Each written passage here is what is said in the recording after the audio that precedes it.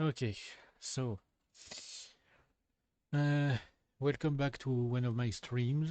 What I've decided to do is basically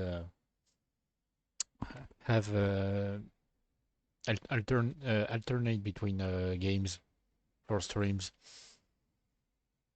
So uh, I I did Scarlet Nexus last time, and I guess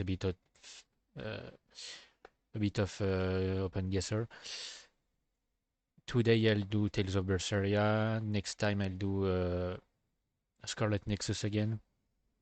That way, I'll make sure to first not fall into a pattern, I guess, of always playing one game and eventually forgetting about the other or feeling bored or deciding to suddenly stop playing the other game.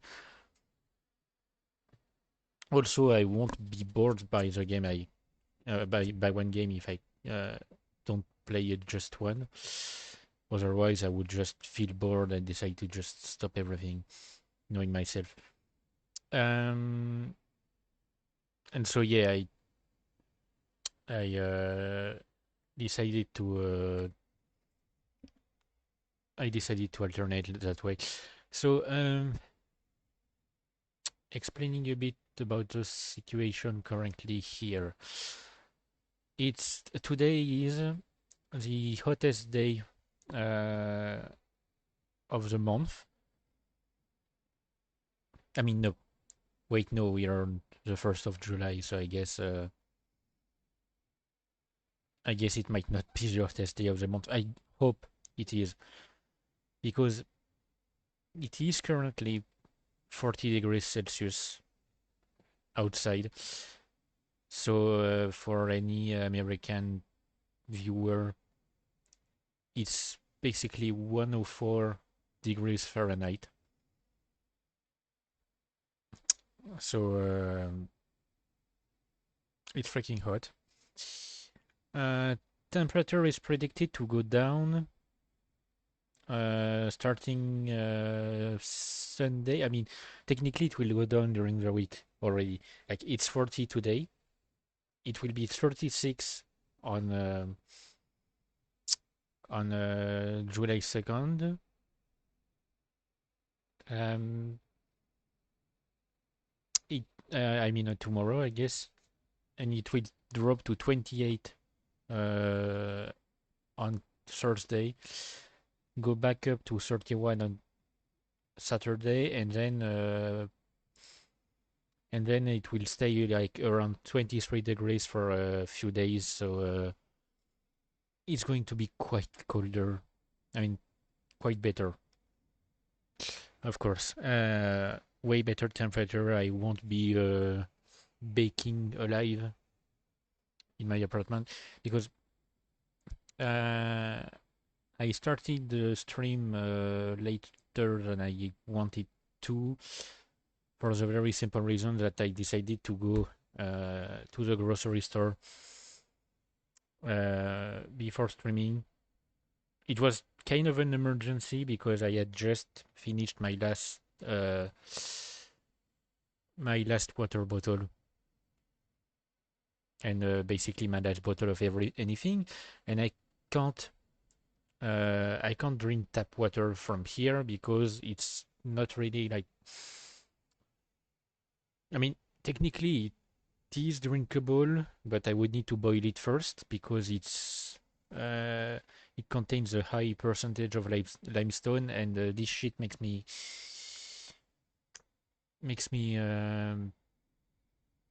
really sick whenever I drink any tap water here.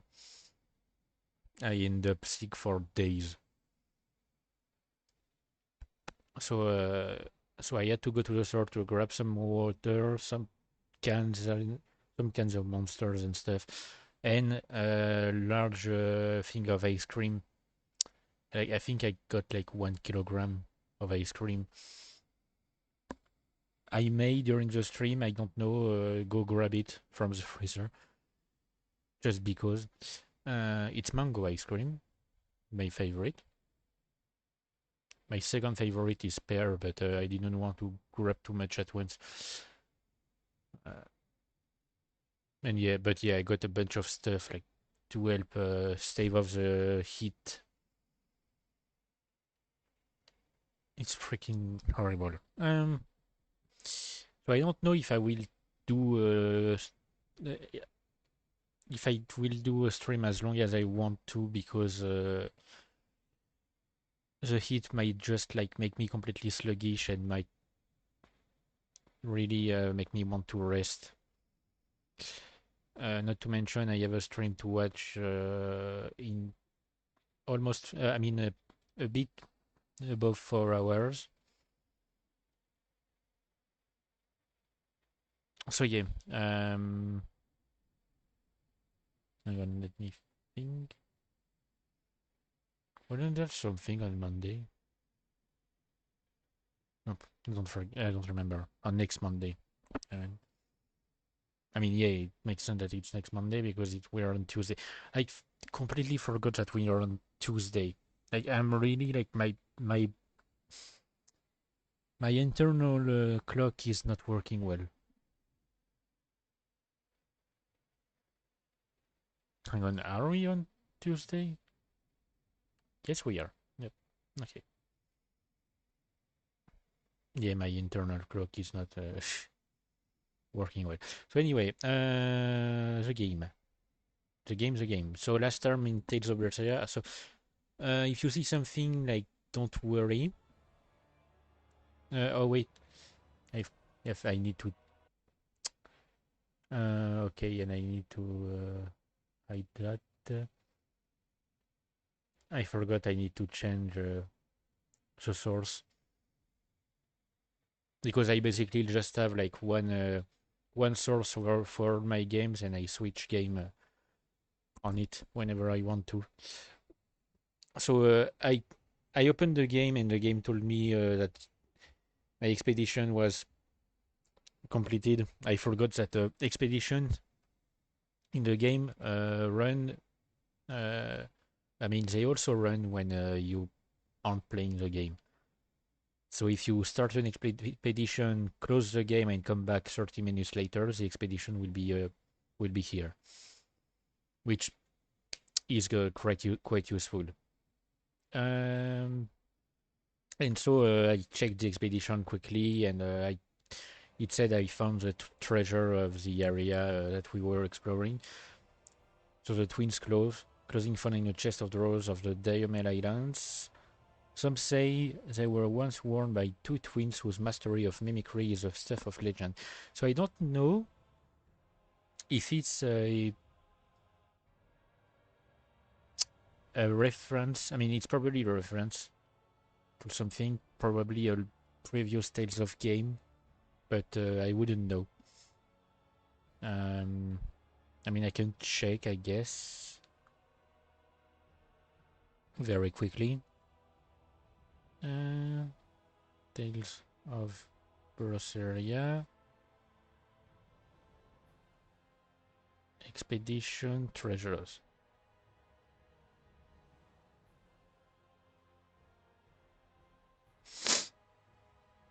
Um,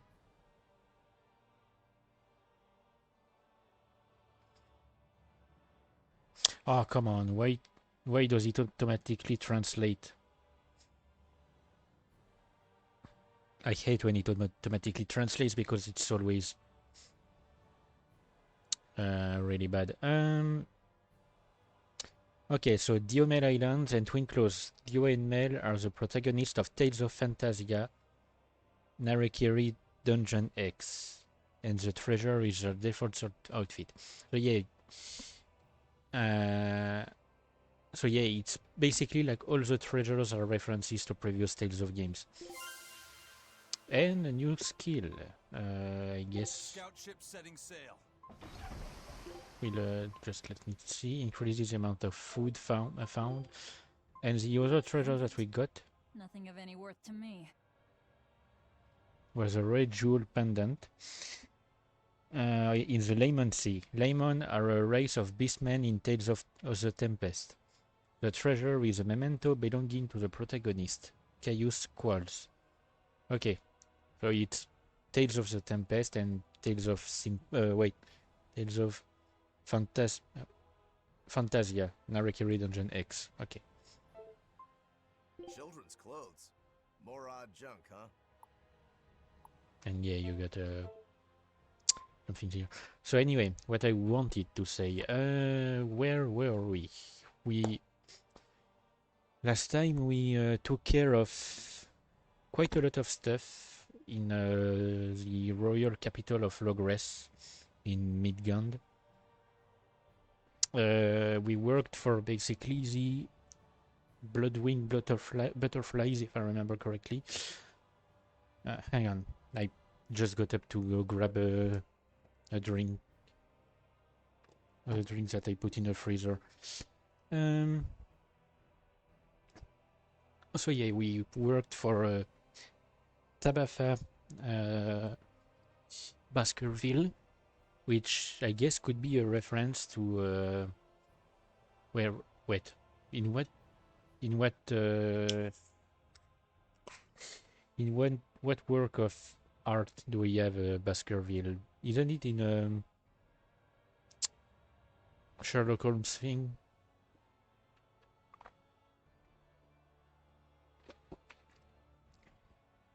Or maybe in an Agatha Christie book. I don't remember. The dog of the Baskerville, or the hound of the Baskerville, I guess. And Baskerville hound. I don't know the English name for it, so I tried to translate it literally, but I guess it would be the Baskerville hound or something. So yeah, we did some work for Tabata Baskerville, who leads the Bloodwing Butterflies, a Shadow Guild. She asked us to do a few odd jobs that led to us discovering that the church was the church itself was basically conducting the same kind of thing we saw in Zestiria, which is using vermilion ore to make a highly addictive substance marketed as medicine. So in this case, it was called nectar. In Zestiria, it was called elixir. And the high priest, so the highest ranking member of that church, was the one behind it. We confronted him. I mean, technically, we were there to assassinate him. He turned into a demon and fled and was eaten alive by a large demon hidden, kept under the royal villa. And then we headed to the place where Artorius is, which is the Empyrean throne. We met Zavid, our boy, in front of the Empyrean throne, and he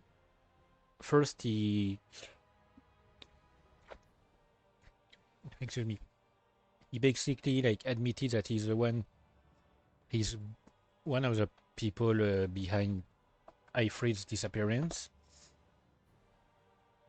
and he helped us cross the barrier to the Empyrean throne, or at least we wanted him to help us because we needed 4 greater Malakim, and it turns out that Laphicet was more than enough to break the barrier, and so we stopped right there at the Empyrean throne in the outer garden. So to reach our objective, which is the place where Artorius is, we're gonna need to unlock a barrier.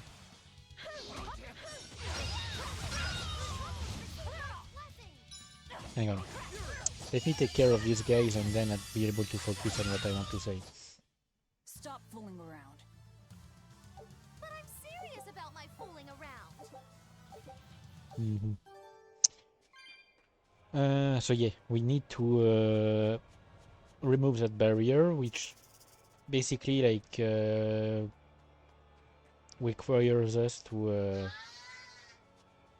activate 2 devices, one on each side of the building.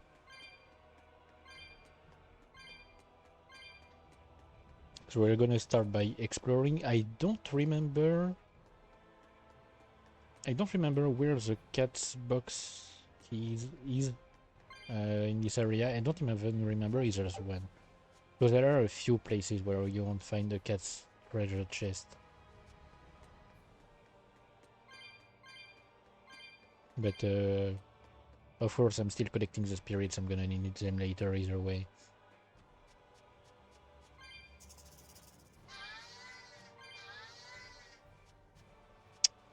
Okay.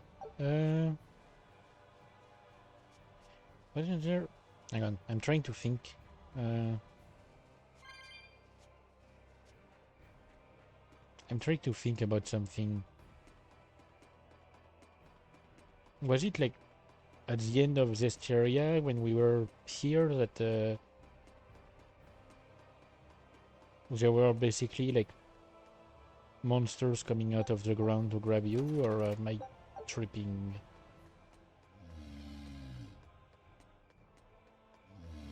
Like, I've already said my memory is terrible. Oh, come on, really? Like, most of the time I don't understand how my memory works. Or if it actually works at all.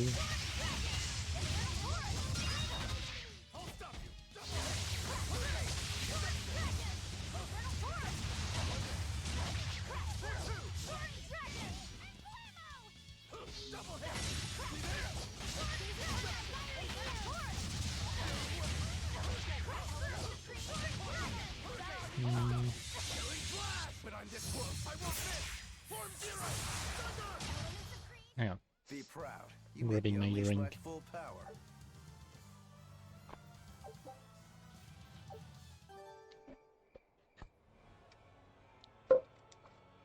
Are you acting Chuni, Rokuro?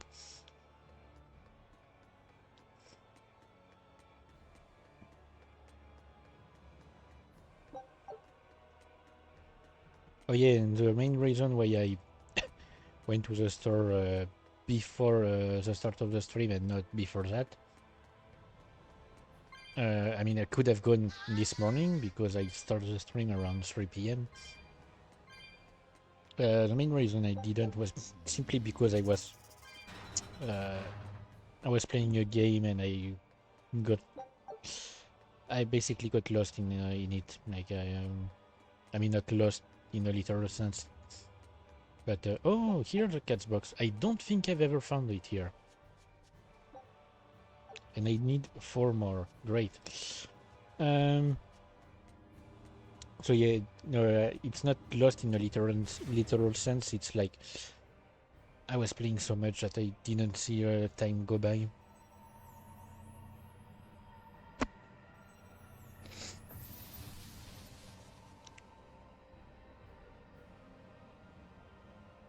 And it doesn't help that usually when I play games that I don't need to focus on, or games that I've already played so I don't really pay attention to the story anymore,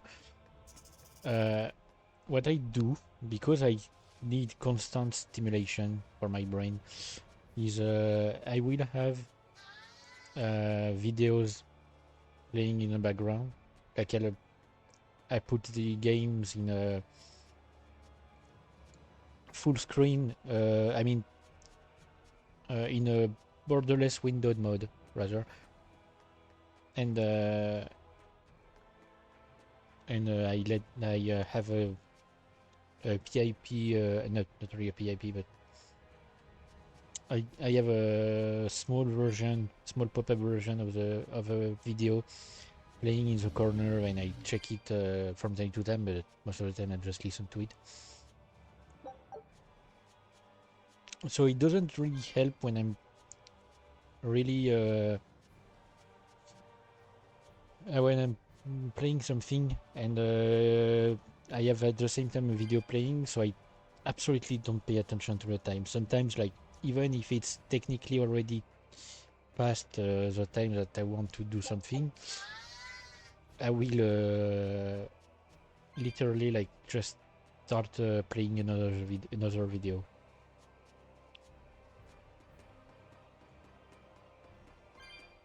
So yeah, I end up like not really checking the time. Oh wait, speaking of forgetting to do something, hang on. I wanted to charge my phone. Right. So my phone had a UI update like 1 or 2 weeks ago, and they've changed everything on the UI, like the appearance of like the battery indicator, a lot of app, I mean default apps icons, the thing that scrolls that basically when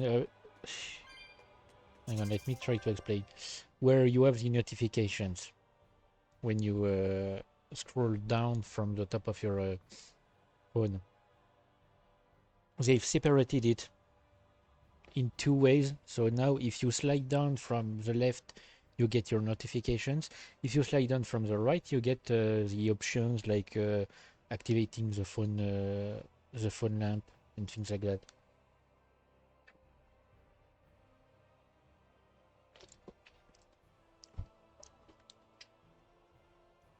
So I'm saying that because when I plug in my phone, I saw the UI change for when you plug in your phone.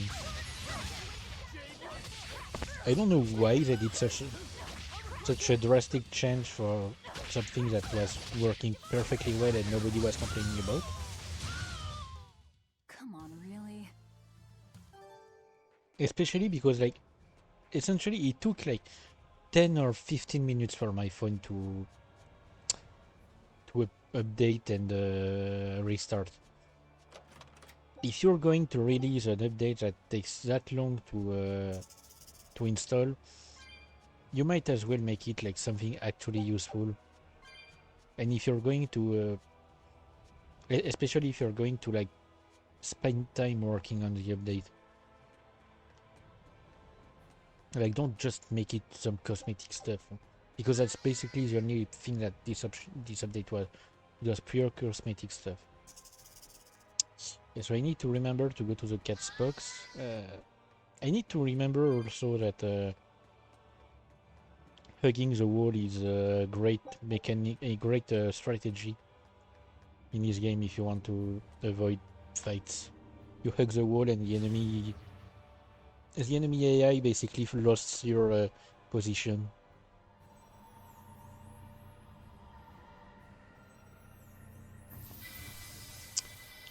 So now we have the interior barrier removed.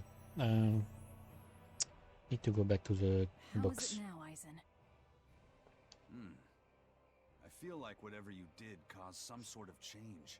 Let's just pray they can't change it back anytime soon. I'll pass on the praying. I've come here to make a mess of this temple, remember? Ooh, you've got spunk. I like that. As long as you know what you're doing then. I mean, it is a weird security system because you have to activate it yourself on both sides of the building. So I feel like it would be really annoying to like come to the place and have to run around, like if you're part of I mean, if you're close technically to Artorius, like we saw last stream that Eleanor came here right before us. Did she have to deactivate the security system and then go to Artorius and then reactivate the security system when she left? Like, how does that make sense?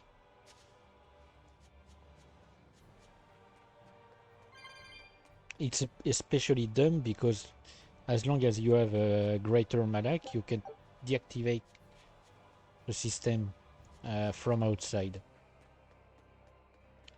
which seems really suboptimal when you're someone who wants to just stay alone and not be distracted by others.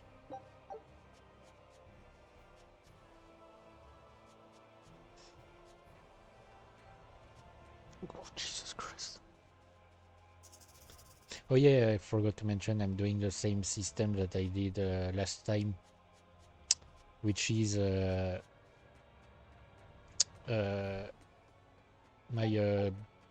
my windows and blinds are completely closed because the sun is currently showering my my window.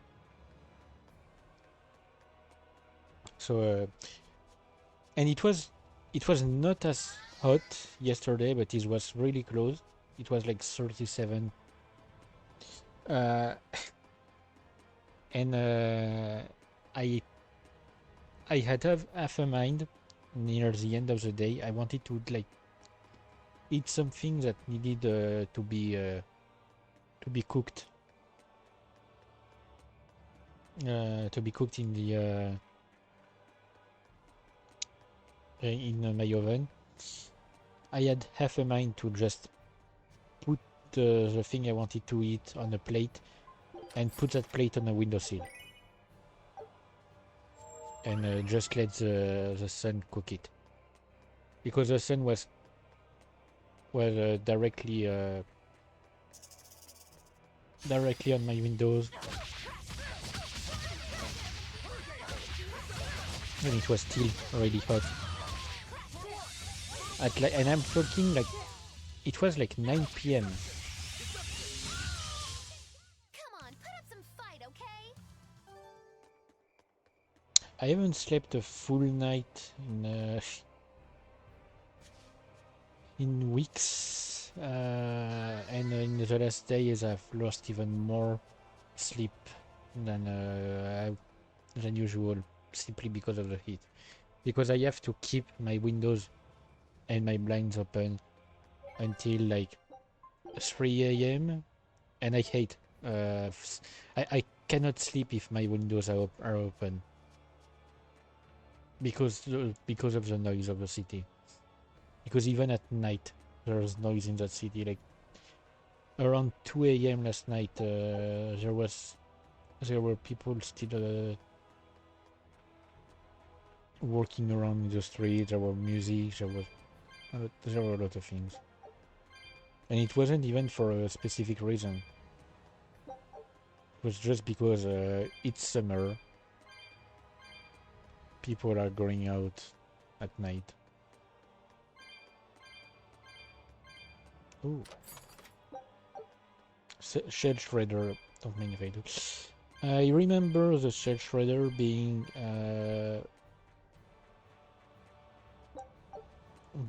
kind of weak compared to other weapons. No, here it is. See, that's where I would love to have a Mikleo to tell me looks like there's a treasure nearby, or be careful, look at the ground or something. I don't remember exactly what he said for the plants. This aroma. That's what he said. He talked about the scent of the plants when there was one.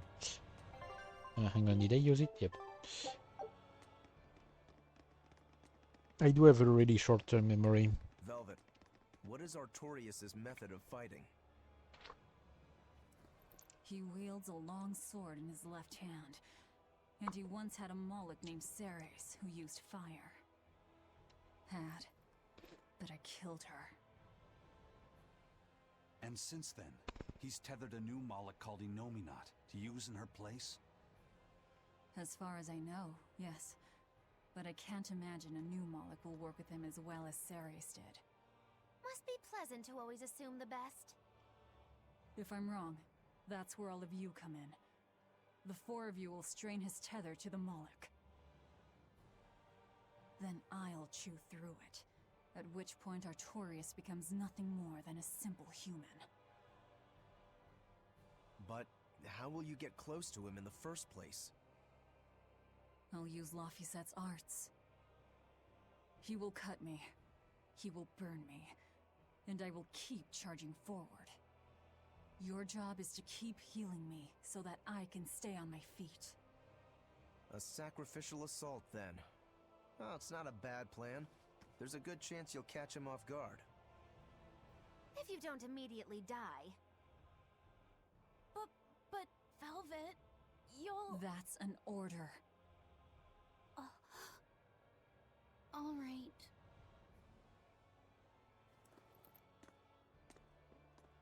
So in the end, you're still just a tool to her. Bet that hurts.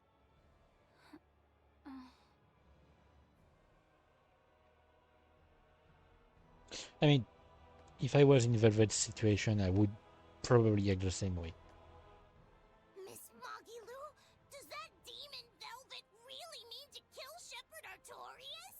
What is she thinking? I can't say. Perhaps she's not thinking at all. No, she said something about him killing someone. She said it during his speech, right? I heard her too. She has some feud with Artorius. Her hate for him flows deep. I wonder what her connection to Lord Artorius is. Don't call him Lord. Trust me. What? You'll understand when the time comes. If she's still alive to face Artorius, that is. Precisely. The fires of her hatred are all-consuming. Who will they burn in the end?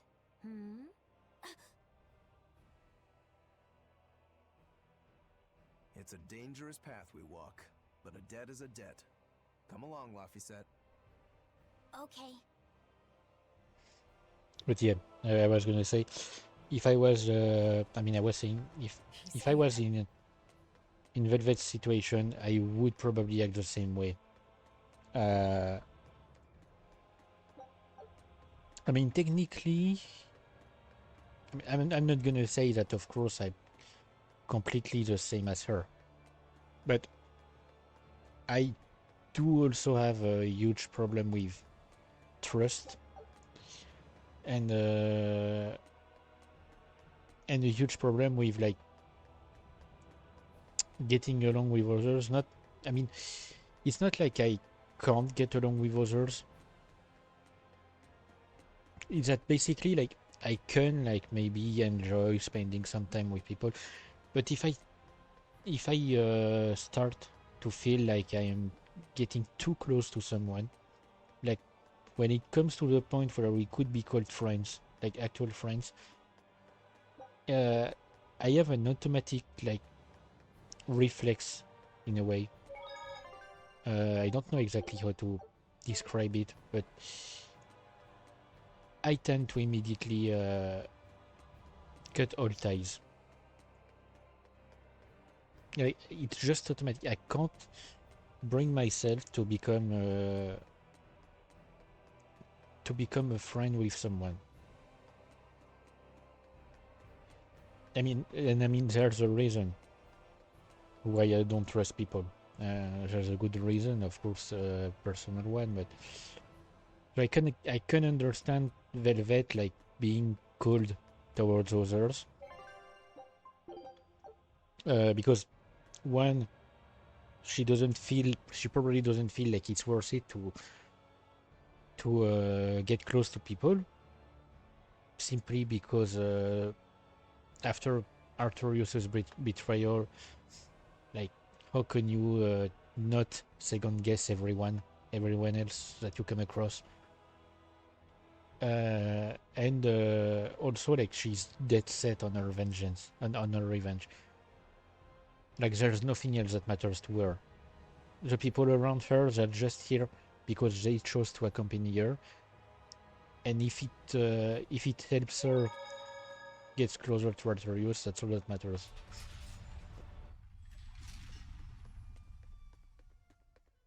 So I completely understand her mindset and the way she acts.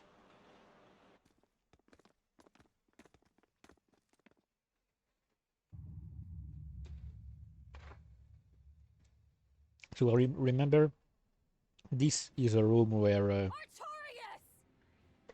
Heldalf was waiting for us in Tales of Berseria. Demons and Malakim.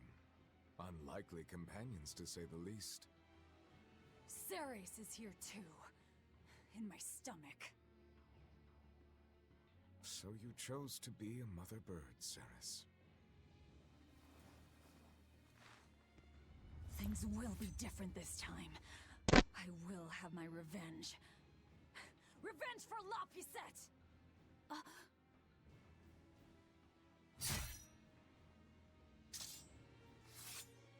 Very well. It is time. The kid is smart. He probably understands that she's not talking about him. But he has no Malakim. Remember the plan! Well, the plan would be great if I could do damage to him.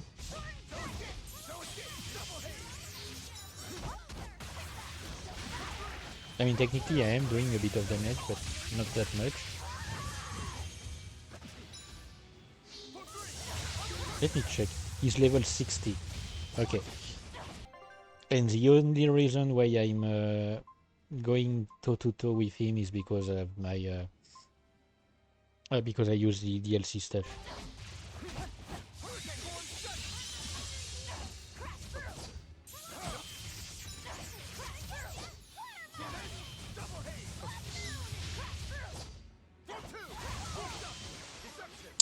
Also, I just realized I haven't really continued playing Berseria on my own, on my other save file.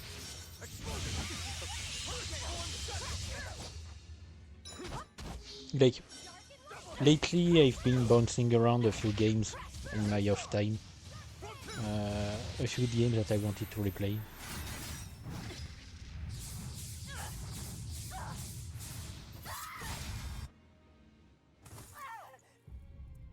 Like I've been playing, replaying Deus Ex Mankind Divided. And a bit of Death Stranding. The Director's Cut edition.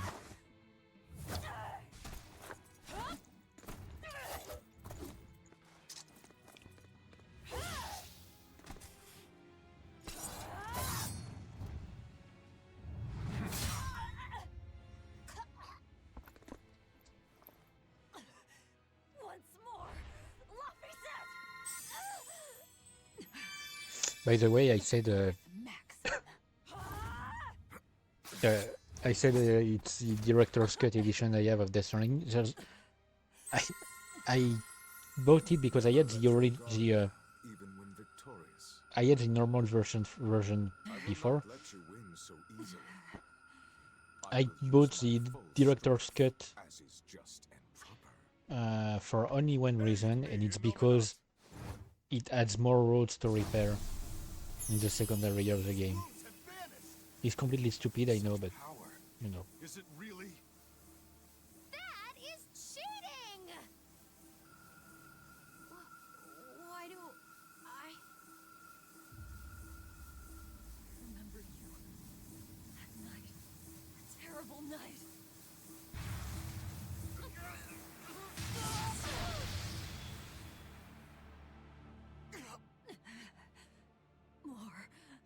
More healing.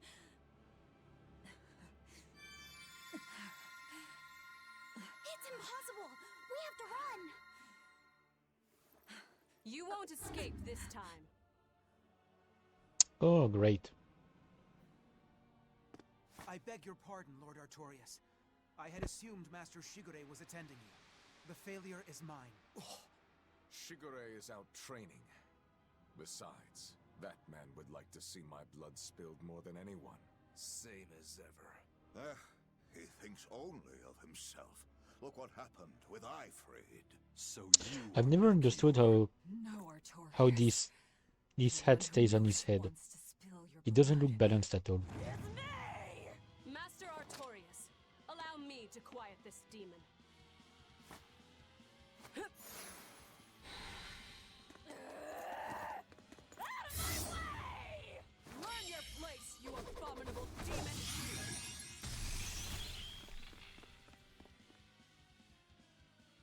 Like, I understand that they need like some form of aesthetic for the character, but Melchior Sat is just Doesn't like it hurt? way too big. Aren't you in pain? Why, Velvet? Why do you go on fighting? Because Laphicet knew so much more pain than I ever will. And still, I couldn't do anything for him.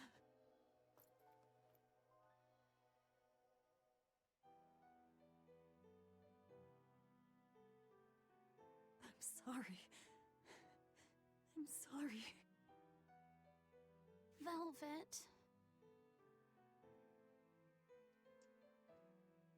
Colluding with demons. Number 2, your punishment must be severe. Kill the demon. Then, end your own life. No. Have you forgotten our pact? Your mistress is giving you an order. I'm sick of your orders!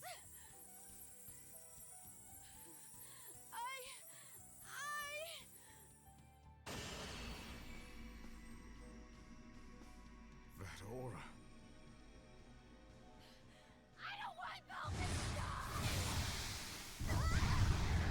Sister!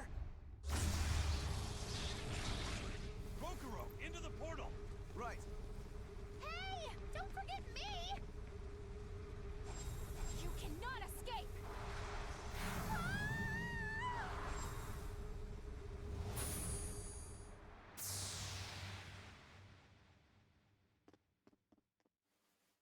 Inominat's power reacting with the Earth Pulse.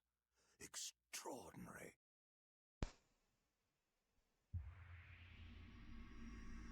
I begin to see.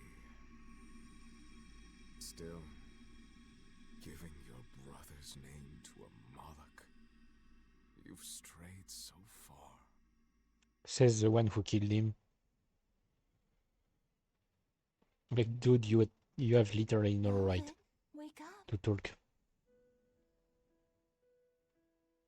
Oh, just let me sleep a little more, Celica. You rascal. Don't you remember the task I entrusted you with? The task? Yes. I asked you to take care of him.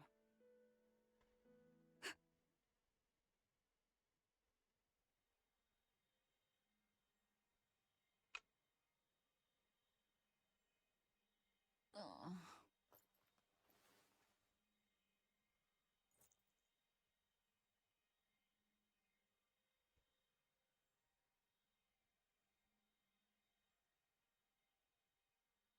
Where am I? Did they kill me? My wounds are gone.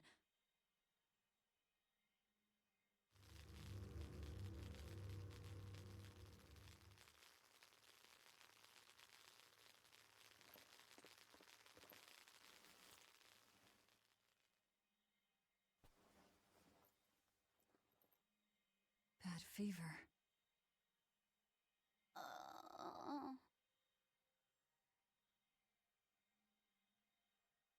Please. Don't die. Velvet. You saved my life. Now it's my turn to save you.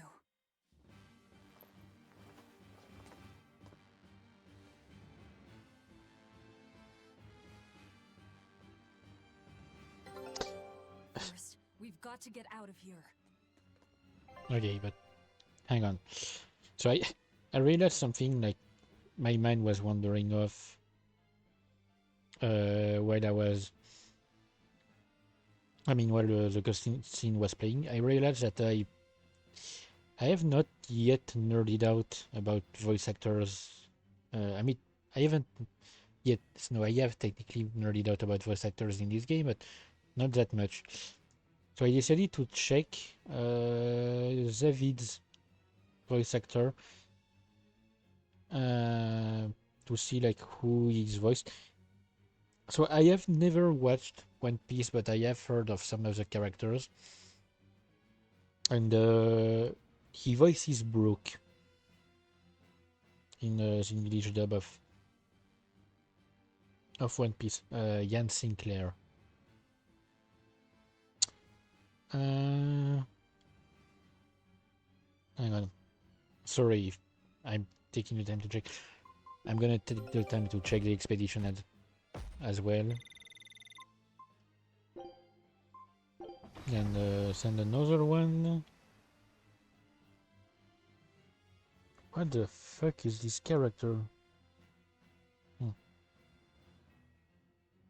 Sorry. Because the guy has been doing voices for anime stuff in a lot of places apparently. Makes sense. With a voice like him. There's like, why would you not?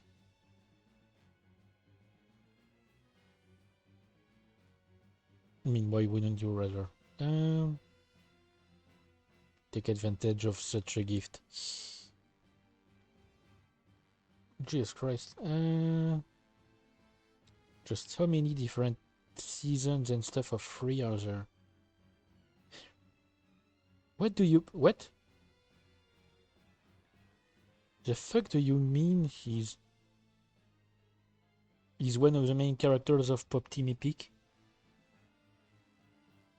What? I mean, he voices one of the main characters. I haven't watched it either. So, well, he's the English voice of Nile in at least the. Oh yeah, no, it's the anime in Attack on Titan. So David, of course. I'm just good. I just want to find stuff in which I could have heard him. I mean, actually, have heard him. So anything with like where I've checked with English dub and English voices. It's just been voice acting for so long that the guy has a massive like list of things he's been in.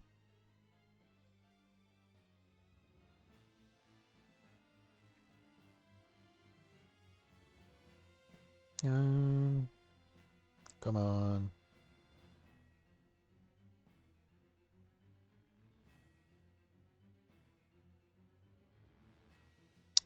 Huh. He's voiced a bunch of characters in Smite. I think I played. Wait, no. No, I'm thinking of something else. I was gonna say I think I've played Smite, but maybe I'm thinking of another game. Or maybe not. Is Smite the like kind of similar to kind of like a 3D League with like gods and stuff? Because if it's the case, then I've definitely played it before for a short while. I think it is. Oh, he's Chuck in Panty and Stocking. Okay. No, that's not something I was expecting at all. Him being the stupid dog. I mean, sort of undead dog, I guess.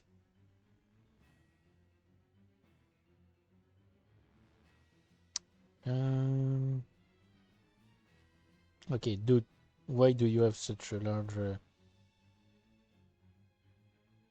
list of voices? No, okay. So no, I haven't actually like heard him in anything I've watched. Which is weird because he definitely has a voice that I feel like I could have heard in a number of places, but I guess it's just like people with similar voices. Anyway, we kind of need to get out of this place.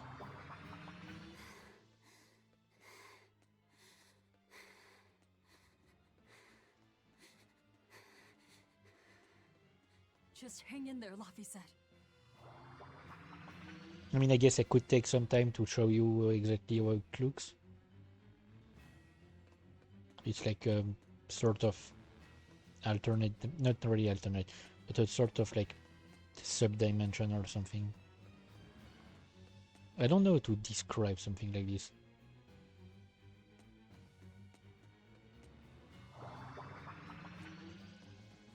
But it almost feels like we are right. It should be around here somewhere. It almost feels like we are right, like above the surface of a star. Can you imagine being in a place like that and not being immediately vaporized?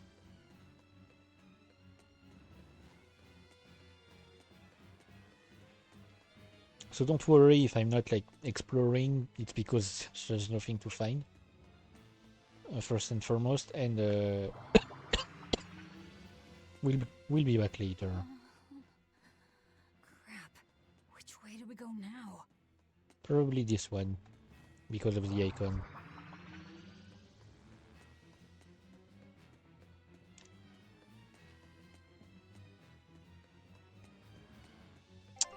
Because yep.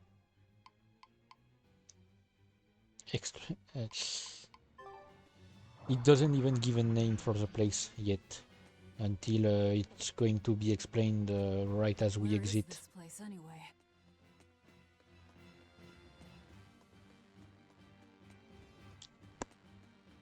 I mean, technically they've already explained it in the cutscene before we arrived here.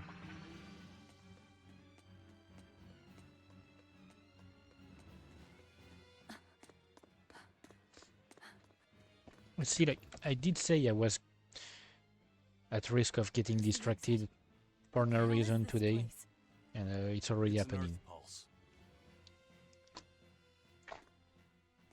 So you survived.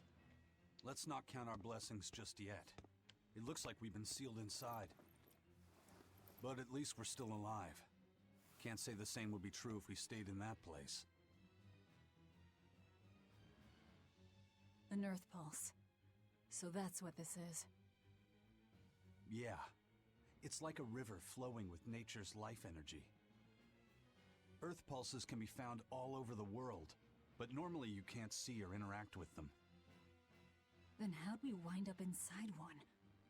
When Innominat and Laphicet's power collided, the shock must have torn it open. If that's the case, it's possible that Laphicet possesses the power to return us home, but...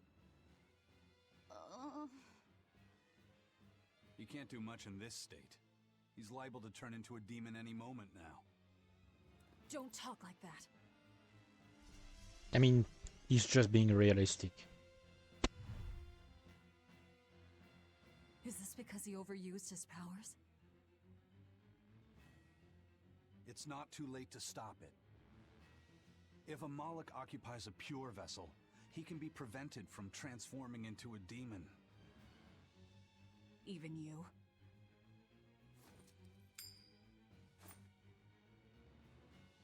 This lucky coin is my vessel. There's a catch to this one, though. It can only serve as a vessel for someone with the Reaper's powers. Then that's no help at all. An exorcist would work. We offer our own bodies as vessels for Malachim, so that we can use them for the Abbey's purposes. I volunteer to serve as your Moloch's vessel. I see. So we just need your body with us, not your legs. Not one step closer! I'll kill myself before you lay a hand on me. The Moloch will become a demon, and you'll be stuck here forever. You don't mince words, do you? Know your foes and strike where they're weak. The basis of all combat. As cowardly as I'd expect from a disciple of Artorias. No, this is personal. Once I regain my exorcist powers, I vow to challenge you, Demon Velvet! If I lose, I'll do whatever you wish. If you want me to die or to become a vessel, so be it.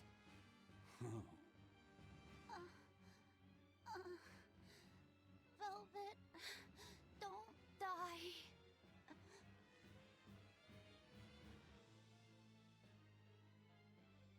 Fine.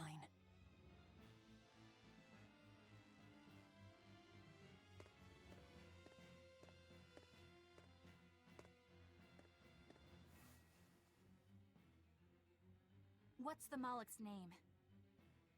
Normally, it is decided by their masters, but since I do not own him yet, I need to know. He's not a thing to be owned. He's Laphicet. Laphicet. I see.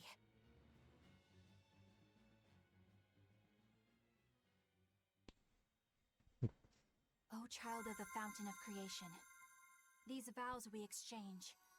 May our purpose, resplendent, help to purify this cursed world. Remember this true name I bestow unto you.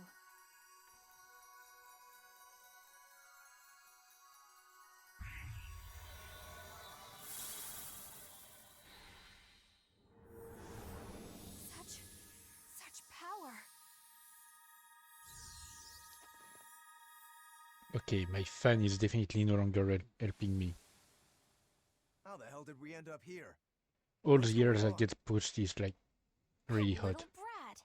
He actually unsealed the Earth Pulse? What was that? Huh. Guess this is the end of the Velvet World Tour Revenge-a-thon. What an anticlimax. Not that I really care either way. We don't know that she's dead. Dead or alive, she's done. No way she'd keep going after seeing how outmatched she is. Betcha 10 gold that I'm right. 10 gold? You're on.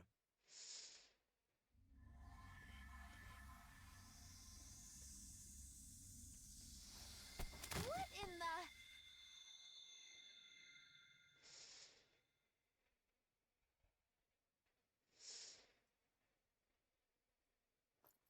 Laphicet!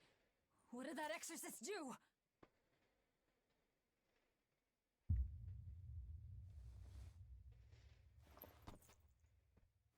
You know, some people like being treated like What that. happened to you? Anyway, especially if you go to any female VTubers Twitch chat. I see. So that exorcist woman pledged herself as Laphicet's vessel? Where did she head off to then? If you two wound up here, then odds are that exorcist disappeared somewhere nearby. Then we'll find her. Sheesh, are you never not worked up about something? I said I would save him, so I will. Besides, his power is just what I need.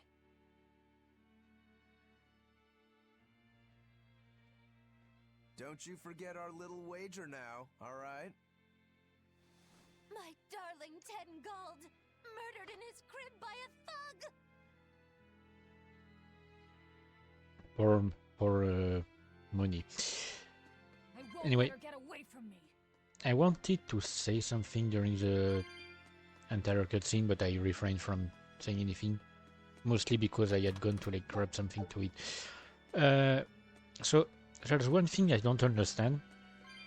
They were talking about like vessels and how pure vessels prevent a Malak from turning into a demon. And Aizen mentioned his coin being his vessel. In that case, how did Aizen turn into a dragon in Zestiria? Like, unless it's explained if you defeat him, which I haven't been able to do. Like, why did Aizen turn into a dragon?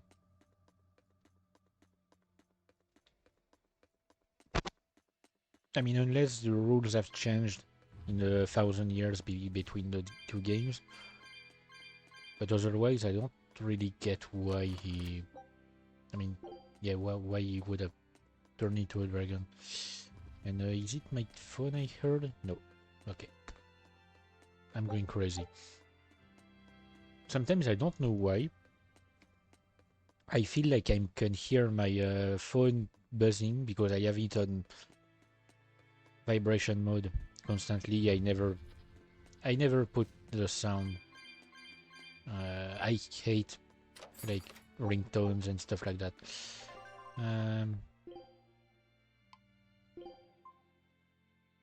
Oh sure. I mean, she loses a lot of physical attack, but she gains a lot of art attack, and that's what matters to a witch. So yeah, I hate ringtones and stuff, so I constantly have my phone on vibration mode, and sometimes I feel like I can hear I can hear it vibrating, but actually it doesn't. So I'm always confused when it happens. Anyway, there are a lot of spirits around here. No, I'm not interested. There are a lot of spirits around. And so the adventure came to a close in a most sudden and unsatisfying manner. Look, that wall is cracked. That means Magilu's entire spiel was for nothing.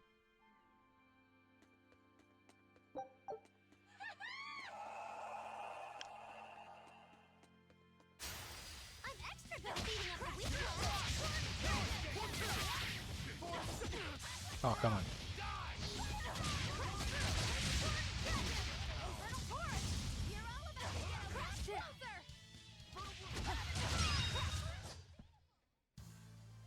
your style is really...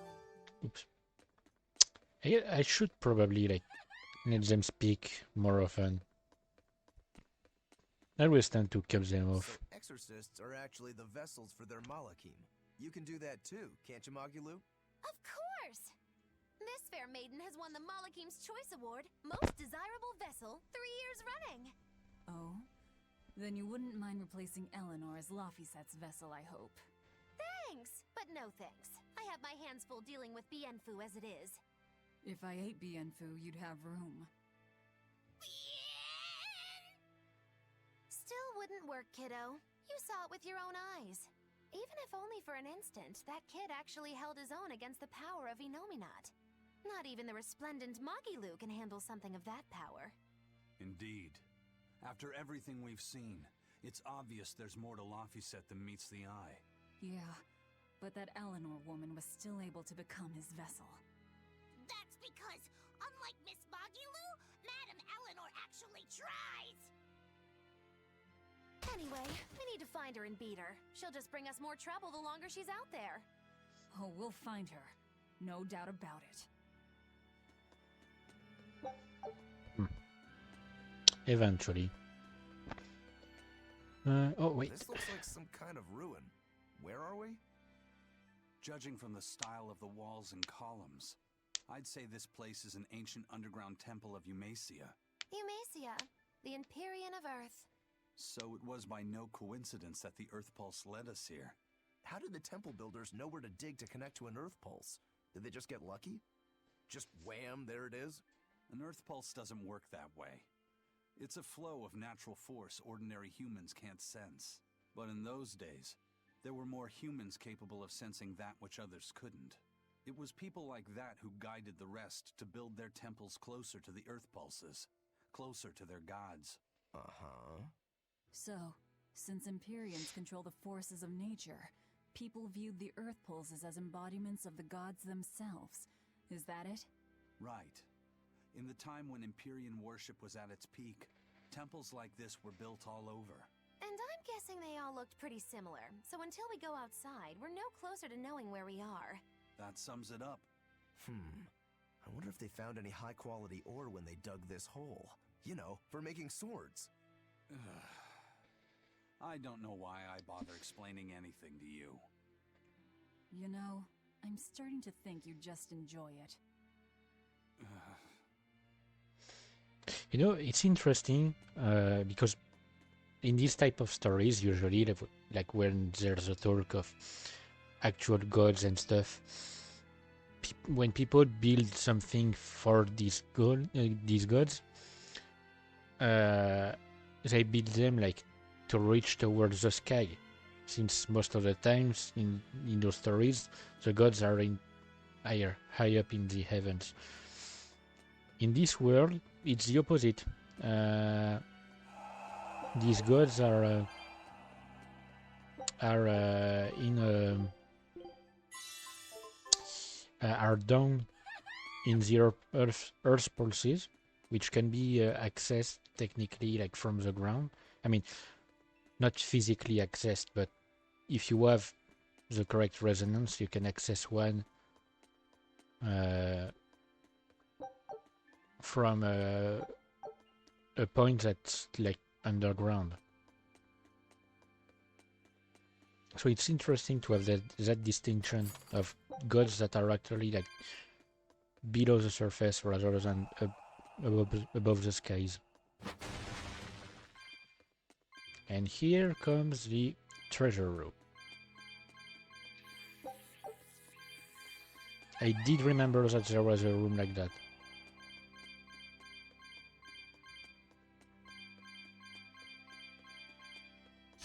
And yes, just like the rest of the spirits, these ones can respawn.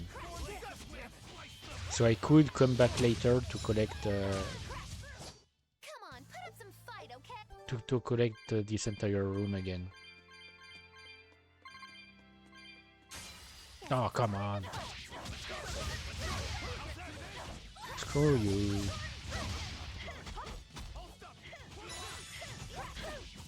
Oh, come on.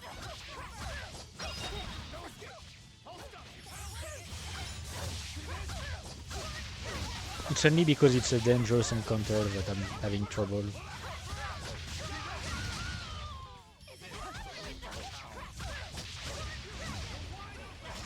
Hey, this is another reason why I can't wait to reach Tales of Arise, because in Tales of Arise it's way easier to just avoid enemies. And you don't get like so many enemies in one area. Okay, I actually need to stay away from the fight. What? What the fuck just happened?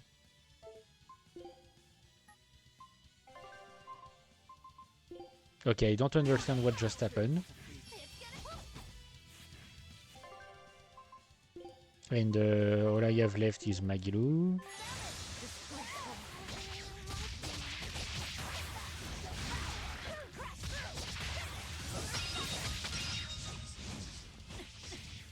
Like, how did I take so much damage?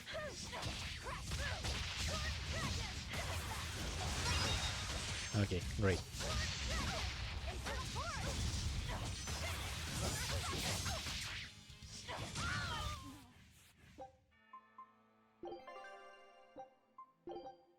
Okay, there's something weird here.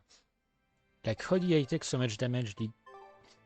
I'm clearly like way above the level of the enemies in this area. And I know it was like a dangerous fight, but come on.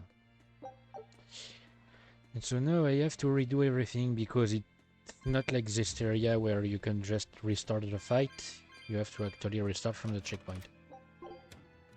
Wait. I mean, I know in this area there were also some fights that you had to load back to a checkpoint if you died. But here I'm not even sure if there's any fight where you can just retry it.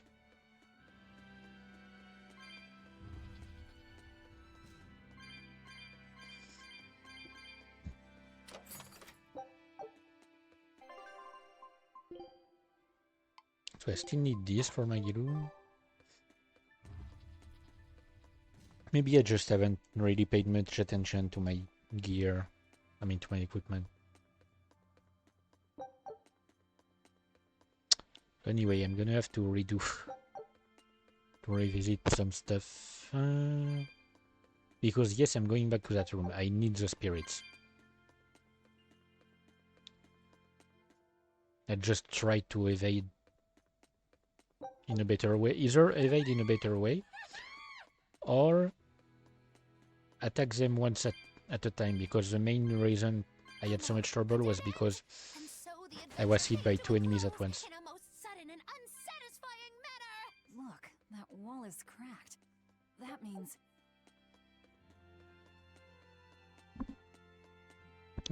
So yeah, the main reason was because I got hit by 2 enemies at once. Like, when there's this aura on the ground, it means it's going to be a dangerous encounter because there are 2 enemies. Okay, I'm skipping this. This looks like... I'm skipping this. We already saw them. That way I'm not losing too much time. Hang on, no, nope. Okay, great. Hugging the wall. Why did I forget about hugging the wall?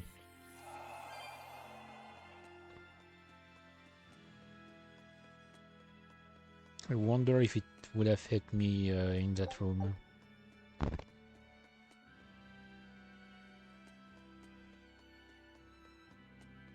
So this, okay.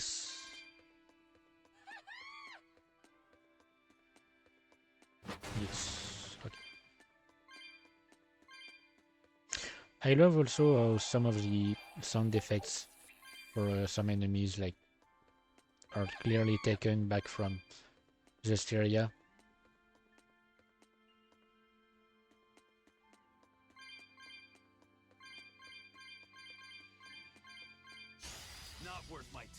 You know, like one game that I suddenly like feel like I should maybe replay it again. Thinking about it now, Soul Worker. Come on, really? I think I might have talked about it in a previous stream, like back when I played, back when I streamed Nier Automata or Code Vein, one of the two. But Soul Worker is essentially the only MMO that I enjoy playing.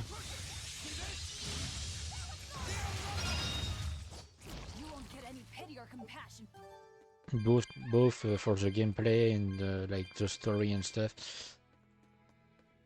Soul Worker is a Korean like MMO that works in a very specific way. If you've ever played Closers, I guess it works maybe in a similar manner when it comes to missions. I mean, to like fights and stuff. I mean, not exactly, because Closers is a side scroller, and Soul Worker is not. Soul Worker is like really you play. Hang on, I'm gonna grab my drink.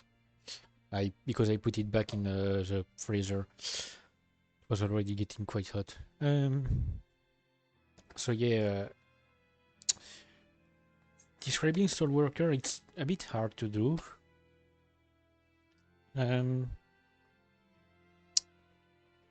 So essentially, like, first, it's not an MMO where you can freely like create a character with its own class and stuff and its own like physical aspects. You have to choose between 10 characters because they each have their own unique story that is linked to the character itself and its backstory and their backstory. They have their own weapon of choice, their own powers. So they're essentially their own classes, I guess. You have hub areas, and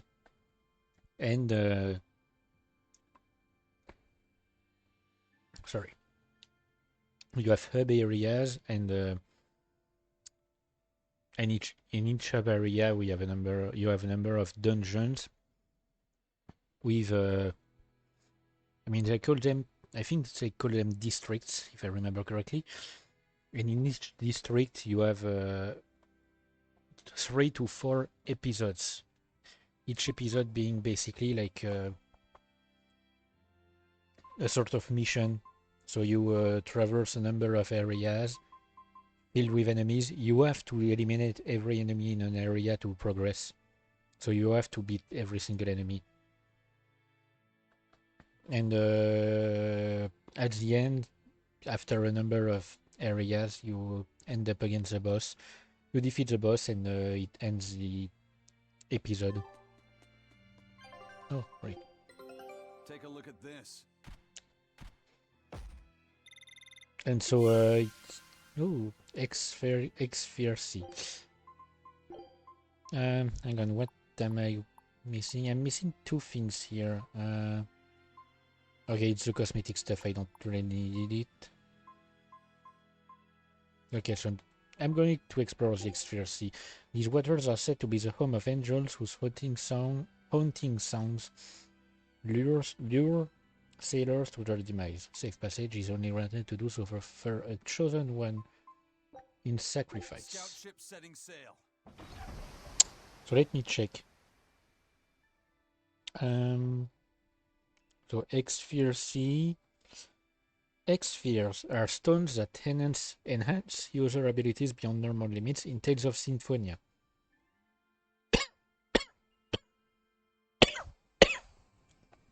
So it's a reference to Tales of Symphonia.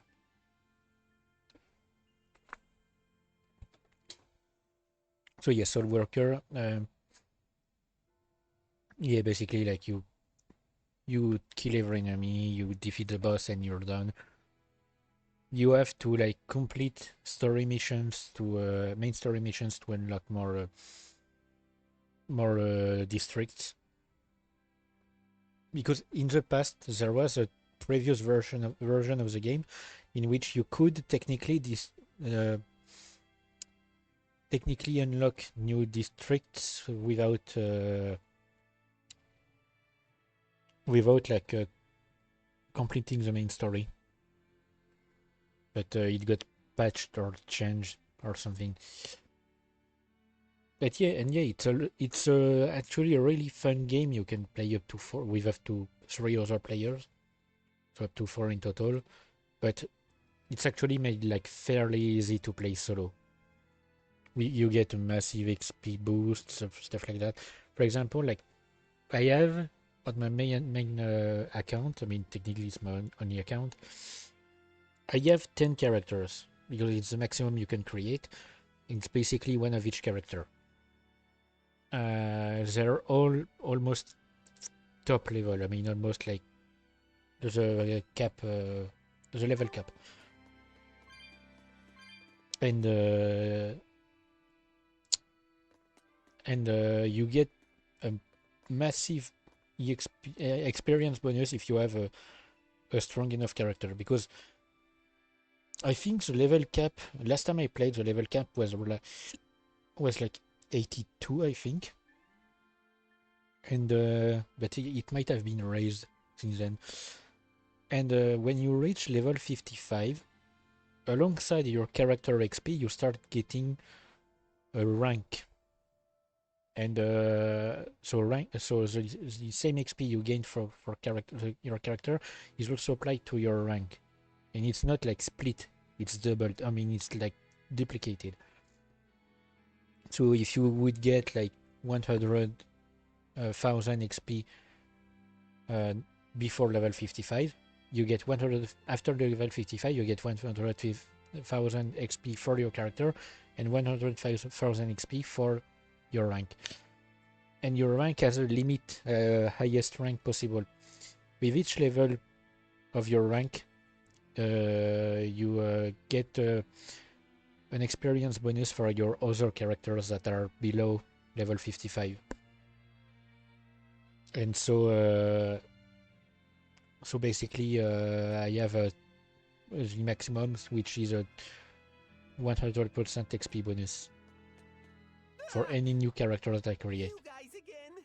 Well, look who set up shop here. You couldn't have shown up at a better time.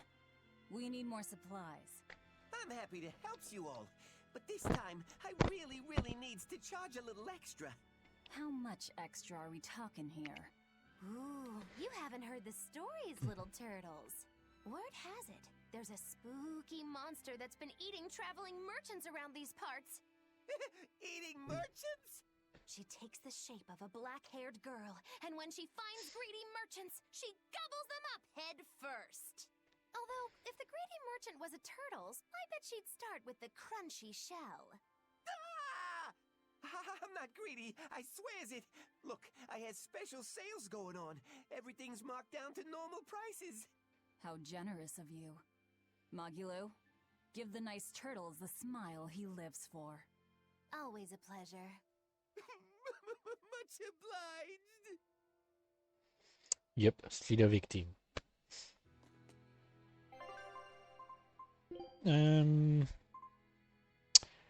Let's see what he has to sell. Nope. Because I really need Magiro to focus on magical attack, so I mean art attack. I always call it magical attack because it's the default. In JRPGs, it's the same kind of icon for basically every game. And usually it's my magical attack, the one for art attack.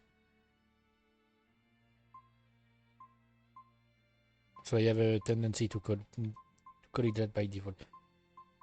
I don't like how so many of these things are like make you lose a lot of defense. Let me see if there's anything I can dismantle. Yes. Also, like thinking back on Soul Worker, there would be a problem if I wanted to stream it. I mean, what essentially would like prevent me from actually wanting to stream it is first and foremost the fact that there are a lot of quest dialogues for your characters, and they're not voiced. So I would need to essentially read all of them. And we're speaking of like thousands of lines for each character, and it all depends on the character itself because each character interacts differently with the NPCs you meet, even if the main story is the same. The interactions are different. Like the things that your characters say, the things that the way the other characters respond to that. It's unique for each character, and it's one of the coolest things I can find because it means there's an absolute humongous amount of work behind the story. It's not just like any old plain RPG where you get the same quests and it doesn't adapt really to your character.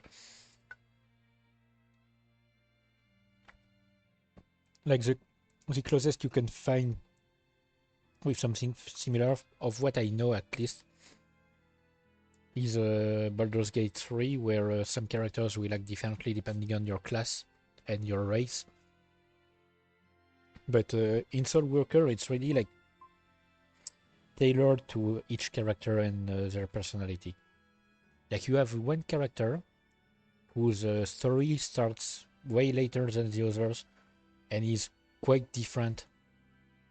There are a lot of things that are different, like you don't start in the same hub. You don't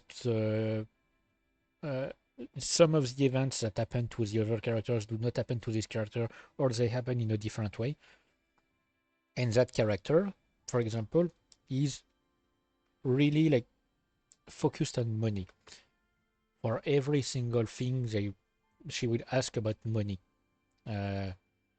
If like whereas some of the other characters are like, oh, of course I'm going to help you. It's my responsibility to help others who don't have the same kind of power as me. That character will just say, I'll help you if you pay me. So the NPCs will react in a specific way for it. It's something I really like. I I'm pretty sure at some point, I don't know if it's still the case, I would need to think about it for some hours, and I forgot I wanted to announce something. I would need to think about it for like hours if I wanted to try and remember if I knew basically like at some point I knew by heart the story of each character, like their backstory, the way they interact with NPCs during their well, I mean when you play them. Like I used to know it by heart.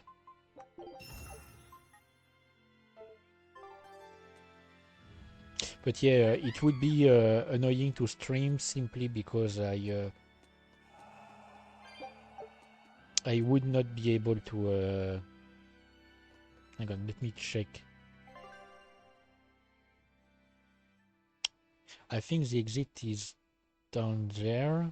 Like you have to break a wall.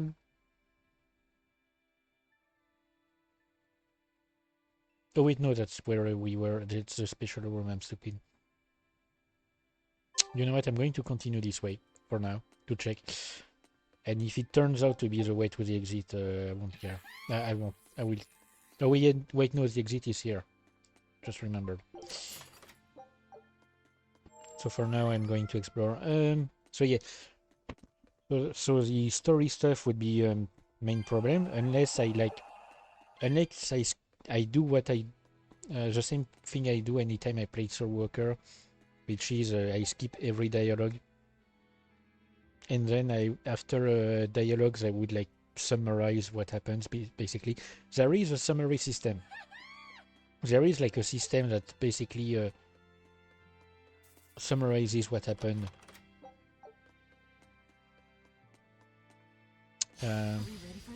It's not as advanced as in some other games. Like I can't remember which one it is at the top of my head, but I remember playing a game where you could basically like skip. You can skip like some cutscenes and stuff. But essentially, when you choose to skip a story dialogue or a cutscene, hang on, let me kill this one below. Come on, really? So basically, like, okay. If you would choose in that game to skip a dialogue or skip a cutscene, the game will summarize what happens. What is discussed during this dialogue. It might be Wuthering Waves. Now that I think about it, it might be Wuthering Waves. Not worth my time. Because it's the environment that comes to my mind when I think about it. But yeah, it's not the case in Soul Worker, so like. So that would be the first issue if I wanted to stream it. The second issue is since I just said that I reached the character cap, I mean the maximum of characters, unless I'm willing to jump on the Chinese server, because there are two servers. The Chinese server and the like rest of the world server, which covers North America, Europe, and probably Africa. So unless I'm willing to play with lag, I would need to basically like dispose of some of my existing characters, which would mean emptying their equipment first and putting it in the bank. Because one of the best systems there is in Soul Worker that they've even improved, even if it was already goated,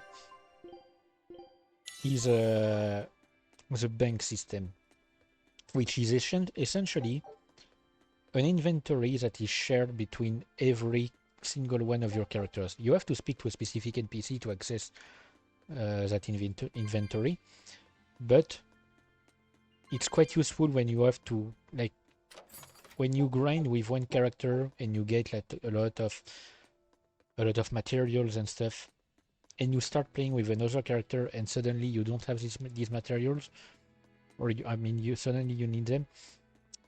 With the bank system, you can just go to the bank, grab the materials you have accumulated with the other character, and you're set.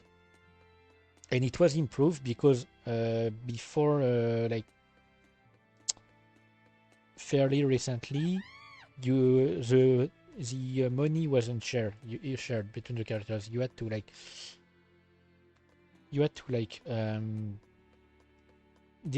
make a deposit at the bank, and pick the money back up with another character. And now it's just shared between every character. And so yeah, I would need to, if I wanted to stream it and create a new character, essentially, I would need to deposit everything important from that character at the bank, then delete that character, and then create a new one. And I'm pretty sure you have to wait. You have like a time, a sort of cooldown between deleting a character and creating a new one. Either that, or you have a cooldown between deleting multiple characters. I know like the maximum of characters you can delete at once is like 3. Alright, it's either at once or on the same day. I think it's like on the same day or on the same week. You can delete up to 3. So yeah, we need to I would need to do that, and could be annoying technically because I have some stuff that I have actually paid for with real money on some of these characters. Yes, I have not necessarily whaled because I didn't pay like much money.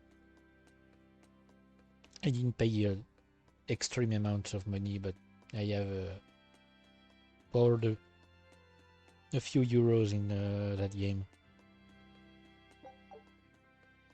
despite the fact that it's a free-to-play. I actually haven't played it ever since the game was bought by another company, even though I've heard that they haven't like made anything worse. Apparently they've made improvements actually to the game. The main issue there is with Soul Worker, and the main reason why it's so hard to have updates on it, at least non-seasonal updates, because they love their seasonal events. But the main issue with it is that it runs on a very specific game engine. You won't find it anywhere else. And it uses an anti-cheat system that is really, that actually like makes the game really slow to start. It takes like 5 minutes to launch the game. I thought you'd be long gone. I apologize for disappearing on you. I was there, and then in the next moment, I was gone. And I'm gonna stop being distracted. Sorry. He's resting inside me. As far as I can tell, he seems healthy again. Your name's Eleanor, right? If I defeat you, you'll be his vessel and follow my orders until the day you die. I accept. But conversely, should you lose, I will take your life. Do you plan on fighting alone? I can handle myself.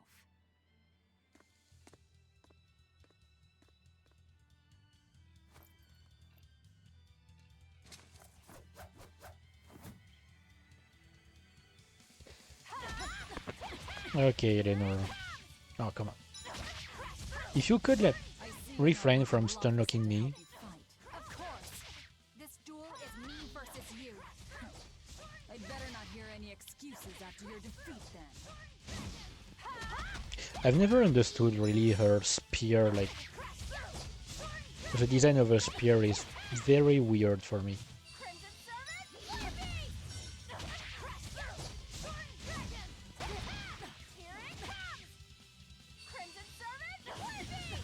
I mean, it looks like it's a spear specifically made to deal the maximum amount of damage possible to an enemy.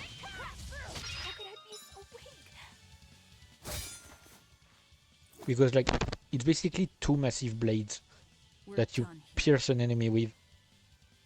Never let your guard down, even when victorious. And so it looks like it would make the same kind of... I know you can't kill me as long as Hang I'm on. his vessel. I'm just abiding by the same terms. Had you won, you'd have killed me.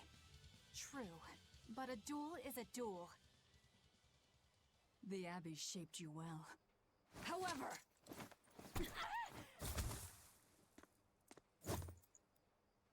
Once your sword is drawn, never waver. Control your feelings to control the tide of battle, right? Lord Artorias' teachings? What a failure I have been. I mean, he did tell you that she was his disciple, I'll his keep student. my word. I will follow your orders. To the day I die! Don't! My body, I can't move! How? Since when can a Moloch overpower his own vessel? So yeah, it looks like it would deal the same kind of internal damage as like bayonets. Yeah. Which, fun fact, are using a bayonet has become a war crime because it's impossible to stitch up a wound made by a bayonet. We can't afford that risk when we're venturing into parts unknown.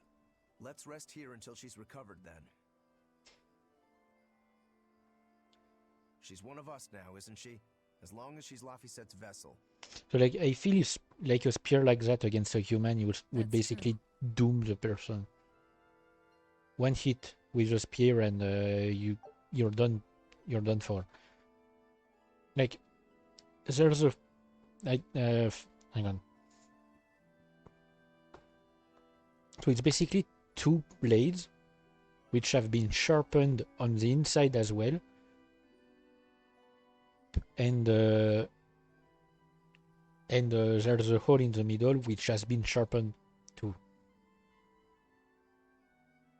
So essentially, like, if you pierce someone with that, even if like you miss an organ because it's like goes it goes in the middle, it will still get cut by the fact that it's sharpened in the middle. So you do a massive amount of damage with something like that. Like, even someone's spine would not resist a weapon like this. So it seems a bit of an overkill, I guess. Okay, break charge. Something that we had in Berseria, I'm pretty sure.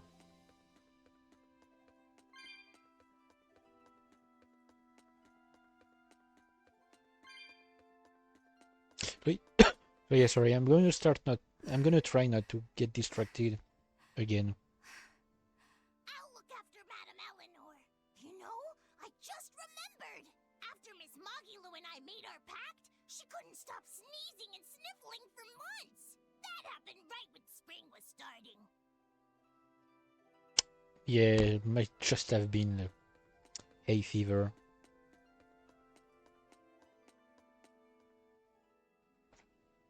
Which I do not suffer from. A witch and now an exorcist. We've turned into a real band of misfits. I didn't have any other choice. We're stuck with her. Yeah, I'm lucky enough to we can't afford to lose Laphicet. Now that we know the full extent of Inominat's strength, we need that boy more than ever. Do you think Inominat really is an Empyrean? You got me, but I do know this. Whatever he is, he's no ordinary Moloch. And the Abbey intends on using that power. To what end, I couldn't say. If we're going to win this, we need to uncover Inominat's true nature and the Abbey's secret goals. Indeed. At the very least, I think we can safely assume that Ifrid's disappearance is part of their schemes. We might be able to extract some information out of that Eleanor woman as well. Agreed, but no torture. I'm not shattering our only vessel. Yeah, I get that. Given the pact they share, if Eleanor goes down, Laphicet becomes a demon, right? What? No one told me that. That's just how it is between Moloch and Vessel. I know she's a threat, but we need to keep her close for the time being. Great. Well, we sure are in it deep now. So yeah, what did I want to say before I started the dialogue? Yeah, I'm lucky enough not to suffer from any kind of allergy. Like, I don't have any allergy. Not even like to some food, to some type of food.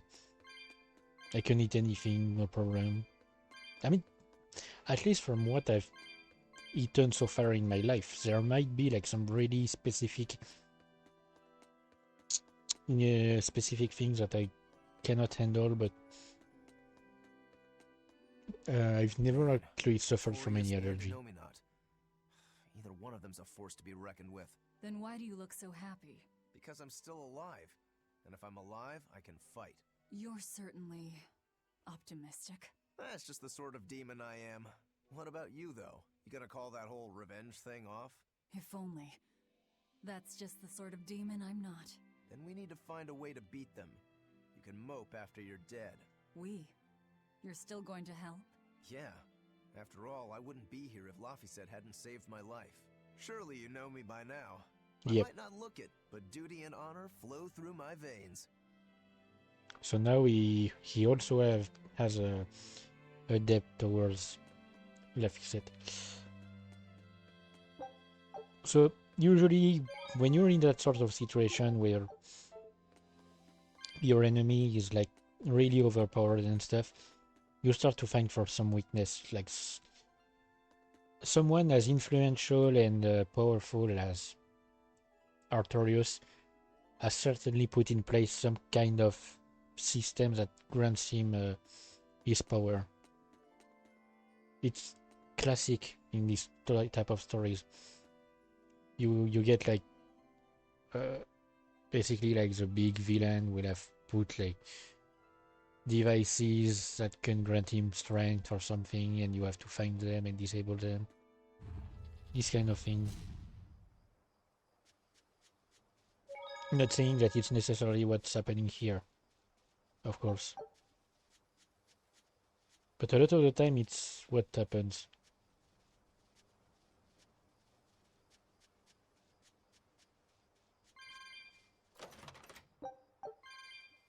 Okay.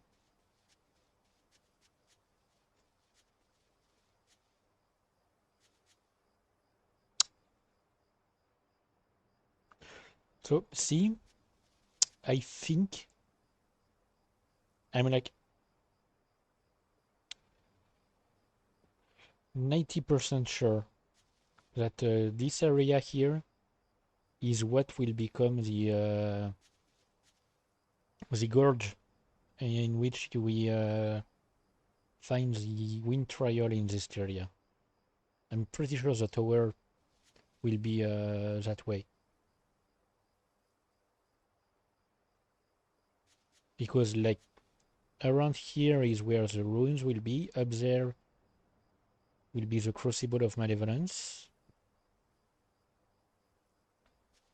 So when I was playing this area, I was checking around to see if we could find traces of the temple. Don't overwork yourself. I'm sorry. Why are you apologizing? Isn't it obvious? I disobeyed you, Velvet. Don't sweat it. I'm still alive thanks to you.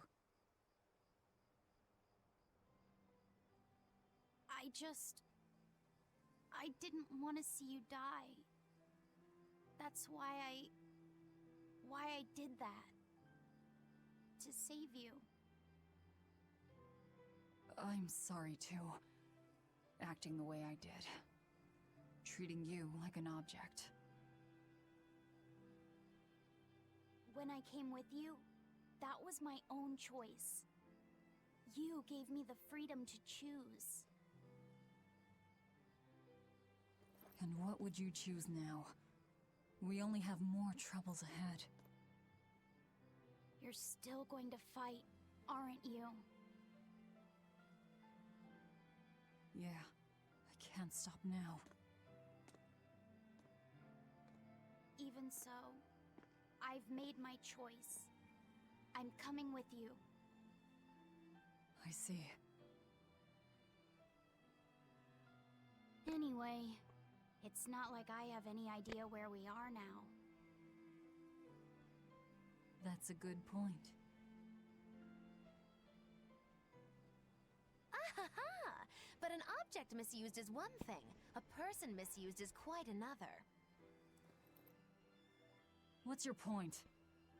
What's your point, is what I want to know. Not only did you blow the whole revenge thing, you didn't even leave a scratch. Do you have any plan on where to go from here? I'll admit it. Inominat's power is far beyond what I could ever have imagined. But I'll never give up. No matter how many times I have to try, I'll devour them all. Bet you 100 gold you break first. Huh? You heard me. 100 gold says that you give up. I lost a bet with Rokuro when you had to go and survive. Cost me 10 gold. I'm just looking to come out on top. Whatever. Fine. Oh, Okay. then it looks like we have a bet. What the heck There is must be going on some with my fun in me phone? sticking around Okay. after all. Not that I much care how it all turns out. I'm just looking to kill time. Mm-hmm. Hey, Velvet. I've got something that might help with Inominat. Oh. Is this that book you took from the villa? It is. Look closely at the crest on the cover. It's the same one from the temple. Does that book say anything about Inominat? Yes. But I can't read it. It's written in the ancient tongue. Oh, don't cry, baby boy. My friend Grimoire might be able to decipher that for you. Really? Well, maybe not. She'd have to take a look first. Well, where is she? Your friend, I mean. No idea. The last letter I got from her was sent from Isolt's down in Southgand. Not much to work with here. True, but I'll have fun watching you try. Oh, I'll find her. Don't you worry about that. That's the spirit. Don't give up just yet. Mm-hmm. My expedition has arrived. This recipe looks real tasty. Dwarven Salisbury surprise. Bring it to basic training. Yes.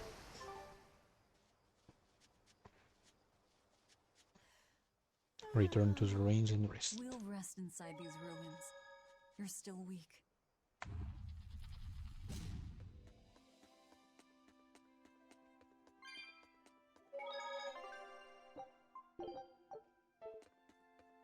So yeah, while we are in the same area, like in the basically like in the gorge from Berseria,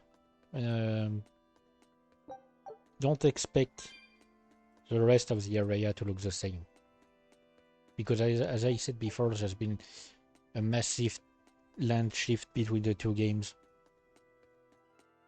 so we are not necessarily at the exact same position that would be in this area, which would be like south of Midgard.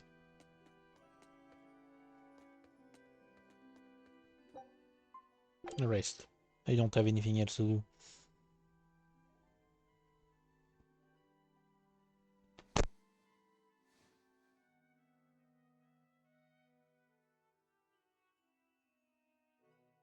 Man, I would not be able to sleep like that. A damned demon watching over me. How could I have let this happen? I'm such a disgrace. Like sleeping on the floor would already be hard, but sleeping like sitting down like that, I wouldn't be able to. To atone for this grave sin,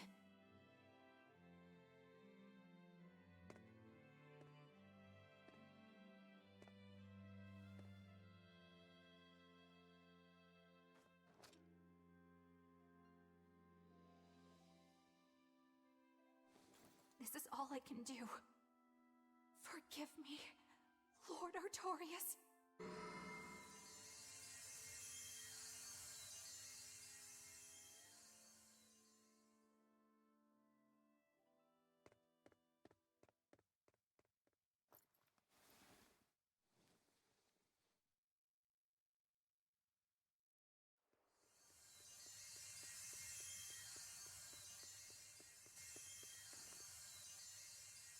This light, it's Melchior's communication art.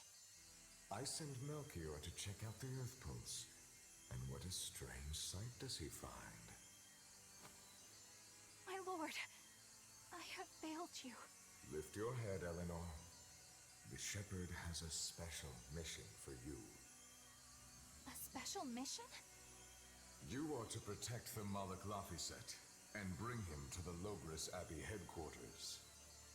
This mission is highly classified and not to be shared with even the legates. Protect the Moloch and bring him to the capital, then? With the utmost secrecy. Your becoming his vessel is in fact quite fortunate. Maybe so. But with me as his vessel, the Moloch may interfere. This Moloch may have his own will, but he can be manipulated. Do whatever it takes to get the job done, Eleanor. You act under my full authorization. Even were it to mean obeying the orders of a demon? But, my lord, what Moloch could possibly be that valuable? Are you saying you cannot?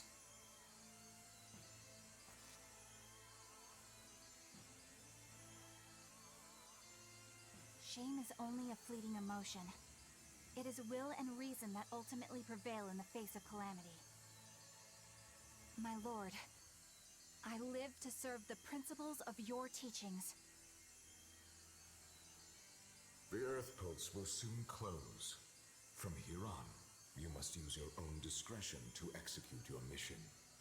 Yeah, she's not really strong with being discreet.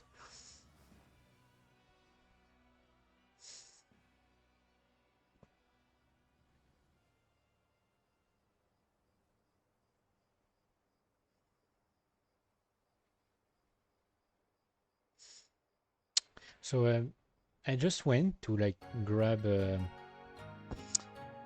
ice pack from my freezer, and basically I've put it like in front of You're up. my fan. I'm fine. Hang on. Listen, don't try anything like that again. Pain is scary, right? I'm alright. No more running away. I'm Laphicet. It's good to finally meet you properly, Eleanor. Yeah, likewise. Don't worry. If you try running, you won't get far. Once I've eaten your arms and legs, I merely need you alive to act as his vessel. Nothing more. That won't be necessary. I swore an oath before our duel. An oath grants power in exchange for a certain constraint. Mine was, if I lose, I will obey my opponent. Once put in motion, an oath cannot be broken by the one who swore it. I will keep my promise to you because I must. An oath, is it? In that case, I have a question for you. What does the Abbey plan to do with the Nominat? To wipe out the demons, of course. We want to end the era of disaster, once and for all. And how exactly does the Abbey plan on wiping out the demons? Is the Nominat going to wander the land, slaughtering them all? They never told me. Nominat's ritual is kept confidential even within the Abbey. All I know is that it involves Melchior. Then it looks like the only way we'll figure out Nominat's true nature is by deciphering Laphicet's book. We'll have to track down Magilu's friend, the one who can read the ancient tongue. If we go to Isolt and Southgand, we ought to find some clues to her whereabouts. But first, we have to figure out where we are now. We need to find a settler or a village. Something. I'm surprised us chuckleheads even know our own names. Even the greatest scholars don't know everything at first. You can't get answers without asking for them. Fair enough. Hard to argue with that. I've never seen a Moloch quite like him.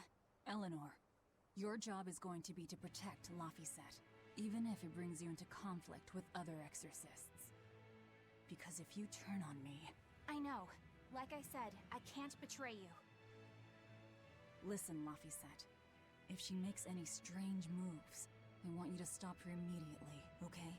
I don't think Eleanor is such a bad person. Besides, she's oath-bound to her promise. She's lying, obviously. That's only something you do if your life depends on it. Yep. An oath is an art that takes complex rituals and lots of hard work and time. Hardly worth the trouble, to be honest. I told you already. She wants to take you away from us. Women are creatures of deceit, boy. If you say so. Boy. She's right. Of course that Who does she think she is, self-rebel, Kratos? revengeful villainess. Well, I won't deny it. Boy. So anyway, what I wanted to explain was... hang on. I gotta ban this bot. What I wanted to explain was that I went to grab an ice pack for to put it like in front of my fan to hopefully get like some actual fresh air. The ice pack has been in my freezer for over a day. It was still melted. These things are basically made with a special product that lowers, or rather raises, the freezing temperature of water. Wait, no, maybe it lowers it. Actually, I need to recheck it. I need to recheck if it raises or lowers the temperature of freezing. What is in ice packs? Propylene glycol, a chemical commonly used to reduce the freezing temperature of water. Okay, but hang on.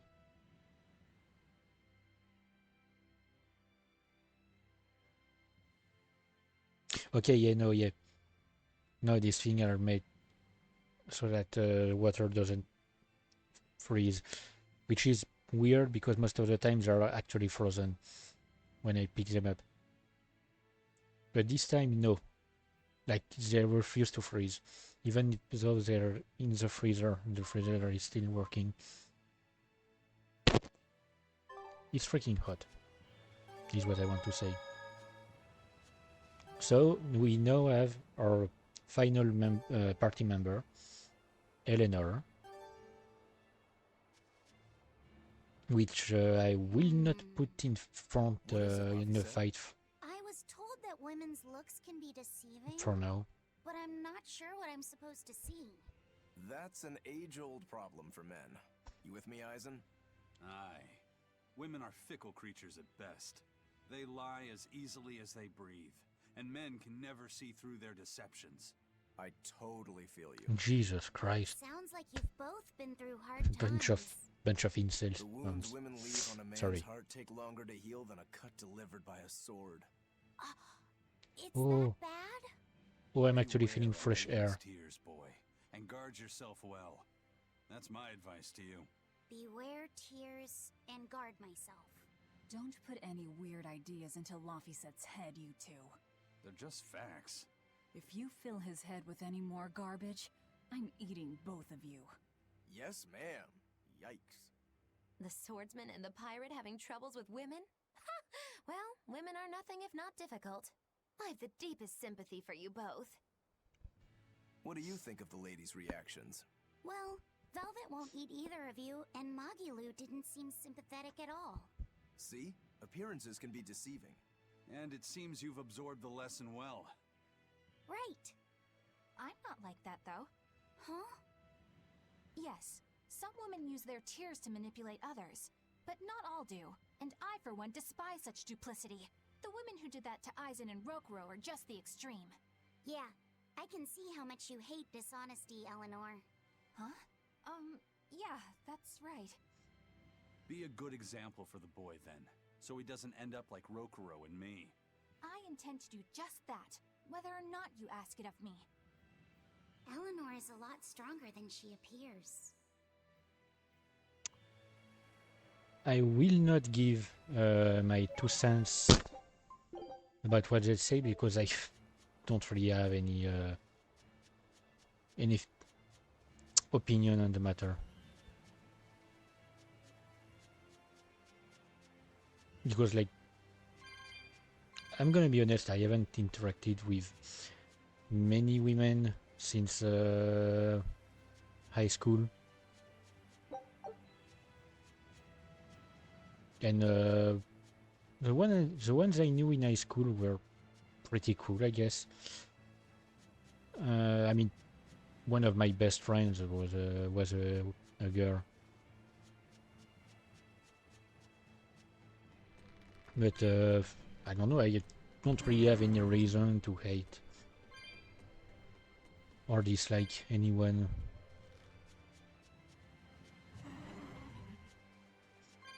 Like, I'm actually like really and how do I explain?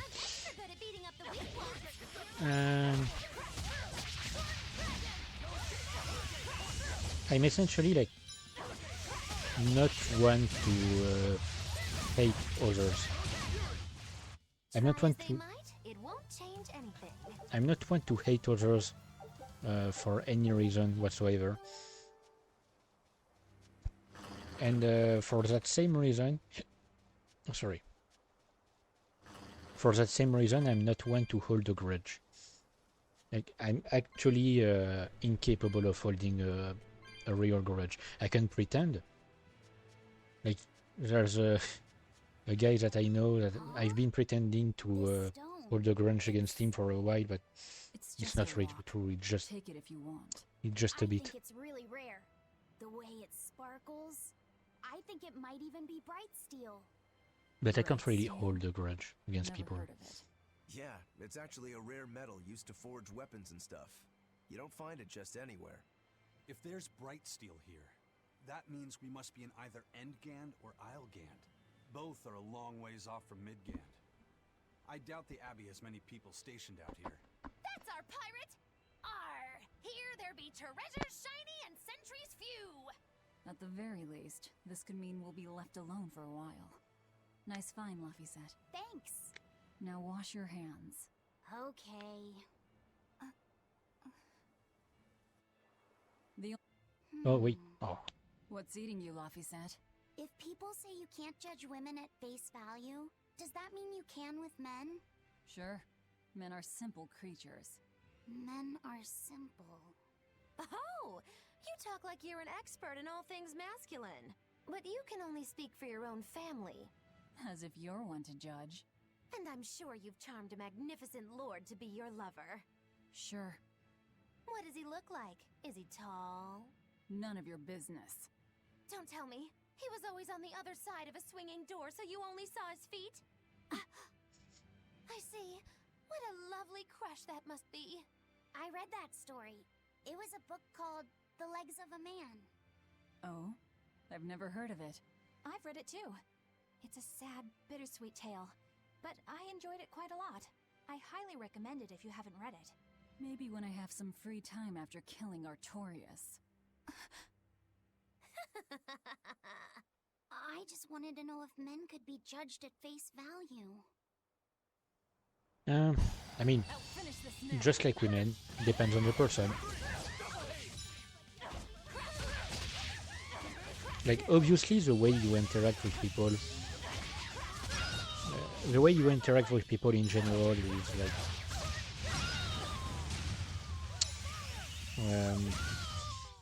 well then, let's move on. Hang on.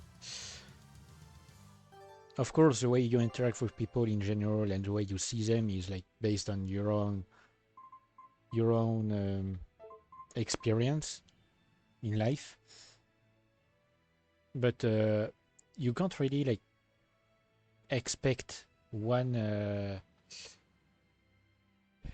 shoe to fit all. Basically, is what I want to say. You can't expect like to categorize everyone who share a common trait in the same category. You can't expect to put them in the same category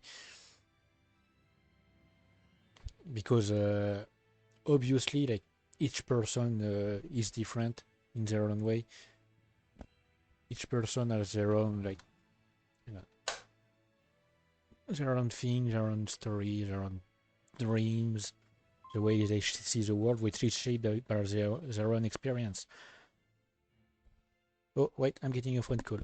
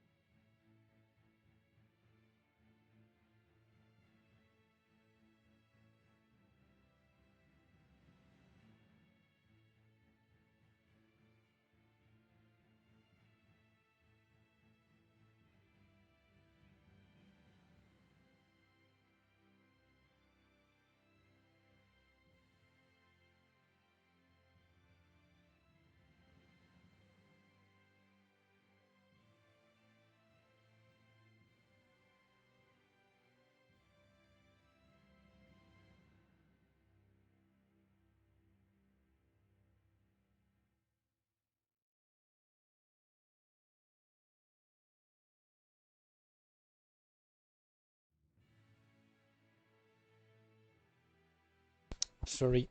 It was a phone call from my mom to take some hang on, to check if I was okay because of the heat and everything, you know. It's really important during this time to keep contact with your family members. I had planned actually to call my grandma to ask if she was handling the temperature correctly, but my mom just gave me some news about her, so she's doing okay. But yeah, during heat waves, don't hesitate to call your family members or your loved ones in general, so your friends and stuff, just to make sure that they're doing okay. Find bright steel above ground. I I hear it's a lot of trouble to unearth, even in the regions You could be the healthiest, healthiest person around. You could still like you could still be harmed by the heat. Similar environments for the next big find. Sure, but it's not like they succeed every time. It's all a big gamble. Isn't there a simpler way? I read in a book once that you can use a pendulum to find water and metals underground. It's called dowsing. What's dowsing?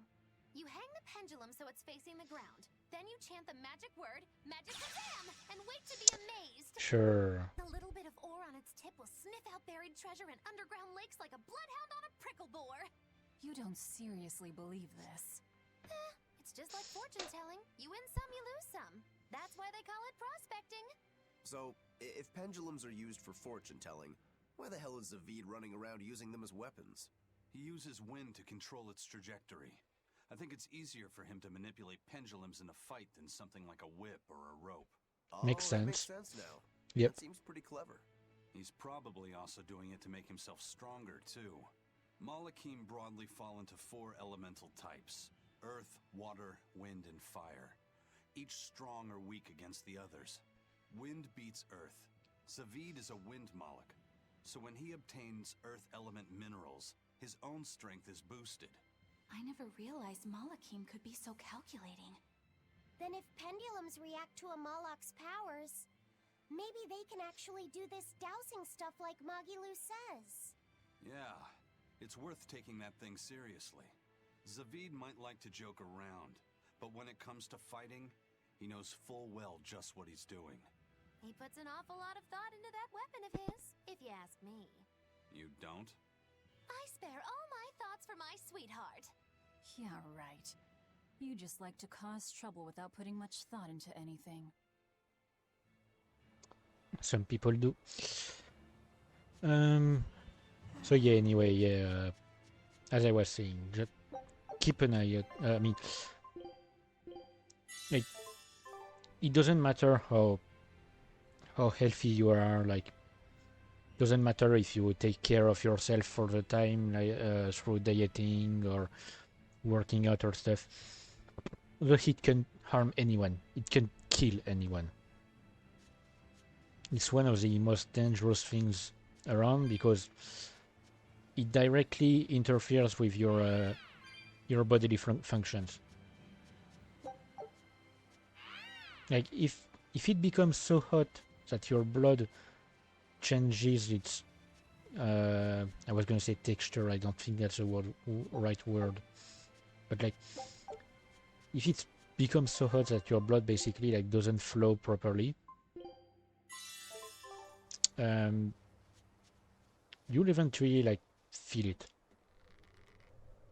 and it will have an impact on your bodily functions because it won't flow properly to your muscles or your organs, and yeah, it can impact anyone no matter how strong they are. So always you know, stay safe and make sure that your loved ones are safe too during heat waves. You there? Got a moment?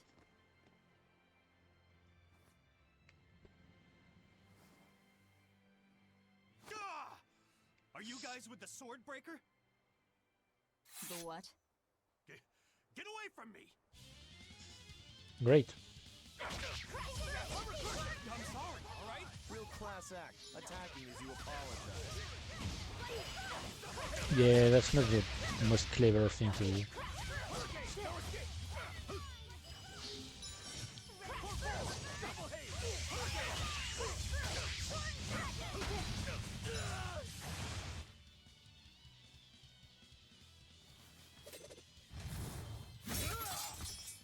What?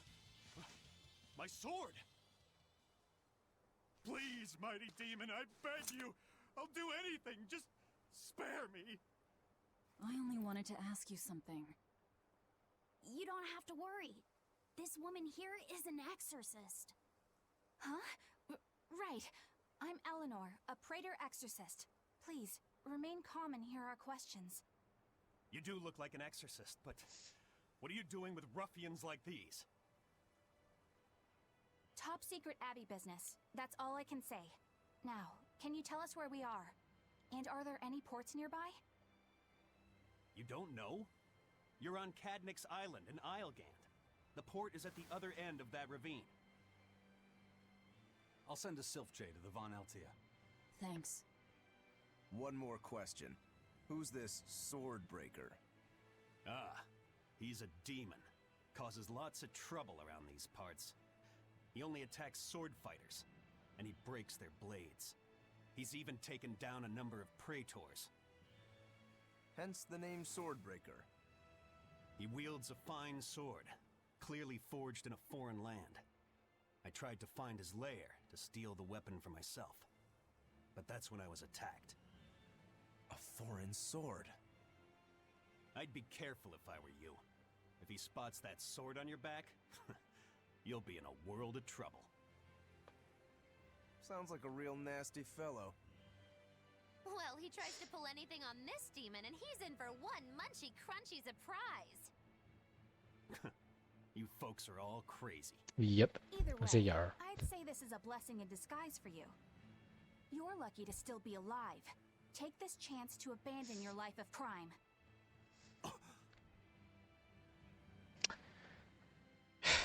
Sure, take advantage of the situation, why don't you? Ability to trigger random slow-related skills. Let's find that port and meet up with our ship. Yeah, sure. 1 second. Take a look at this. Or 10. Or more. Ooh. Well, now here's a fine haul. Great. Let's do this one run Getsu style, guys. Perfect score with an XP bonus on with a skill. Scout ship setting sail.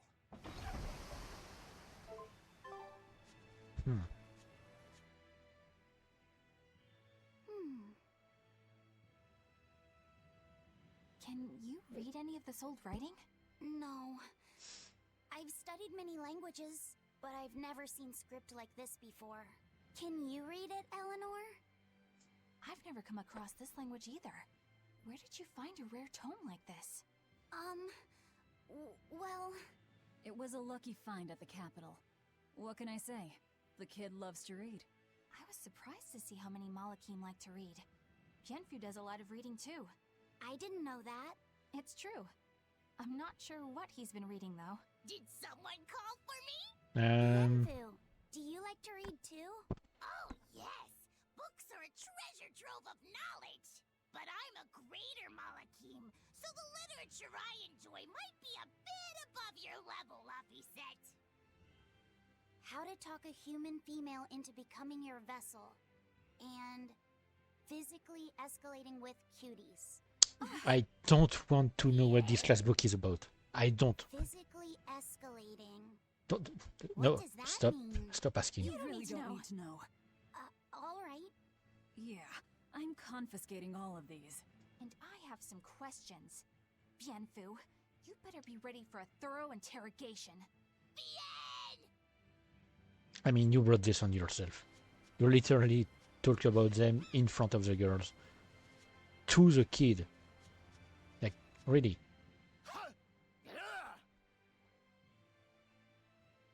You look like you're having fun, Rokuro. Well, I'm a yaksha. A yaksha. A spirit of war. Yeah, a demon that lives for combat. But this swordbreaker has cut down exorcists with its foreign blade. Aren't you scared? Of dying, you mean? Yeah. I'm not afraid of dying. It's more that I'm afraid of not being alive. Huh? Fighting is my life. It's all I want to do. So I fight. That's what living means to me. Living only to kill. A demon is always going to be a demon. Well, if you're gonna be blunt. Fun fact, there are 2 ways. Hang on. I'm gonna need to finish this fight before I can continue.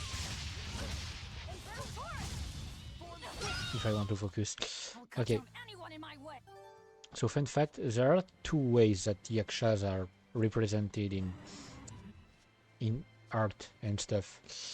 I mean, in Legends. So the first way is they're represented as like I mean, in both ways they're demons of war, but there's one way in which they're essentially like dangerous beings that need to be hunted down, things like that. And in other ways, they are actually demons that form contracts with certain like countries or armies to fight in their war, and basically add some manpower to them.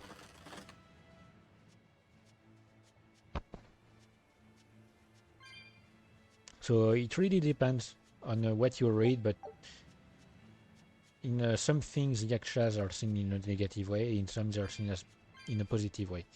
In both cases they are demons, but Japanese style of demons, so not the kind you'd see in Western culture, not like demons from hell.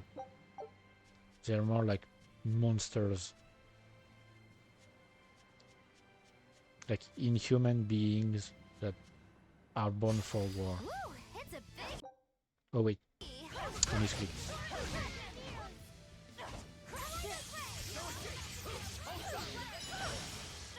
I had my hand up and I put it down on the keyboard to start moving, but I did not place my fingers correctly.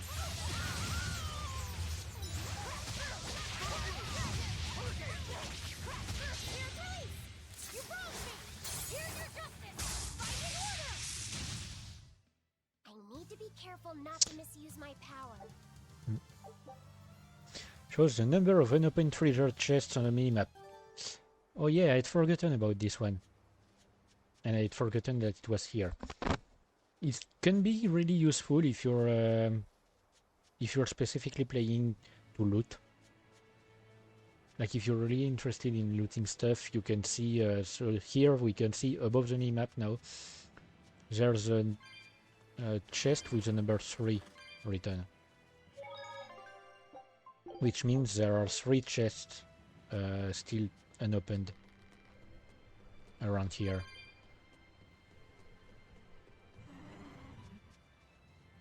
It does not count cat's chests.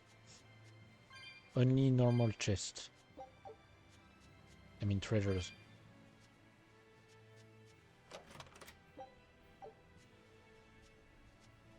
So I've activated the first war point, and if I remember correctly, there's another one in this area. So I won't, even if I wanted to, I wouldn't be able to grab every chest in this area because one of them is over there, and I cannot reach it yet. It's gonna take some time before I get what I need. So wait, actually, no, maybe not that much time. Like we might be maybe like 2 or 3 hours away from getting what I need.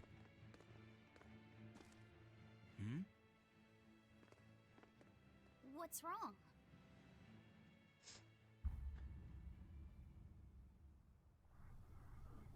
An enemy. I do appreciate his design. That sword, is that Stormquell? A demon wielding a foreign-made sword. You must be the sword breaker.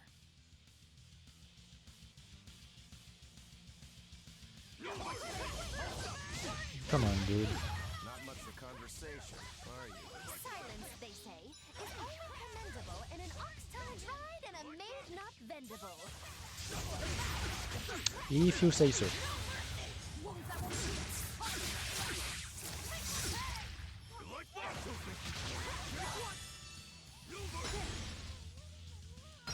Since I don't need to keep my blast gauge for Armatus because Armatus is not present in the game, I figured I might as well just, you know, use it during this fight. Oh. I didn't actually have to use that. He's still moving. I'll take this one. Come and get me!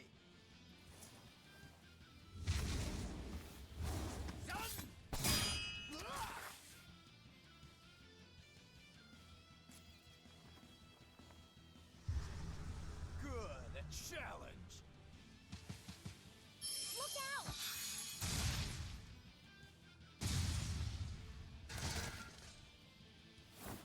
Don't interfere! What do you think you're doing? Touch me and I'll kill you. I'm sorry. I just got a little riled up. Yeah, don't interfere when a Yaksha is in fight mode. Do you know that demon? No, but I know his sword. A blade called Stormquell. Stormquell.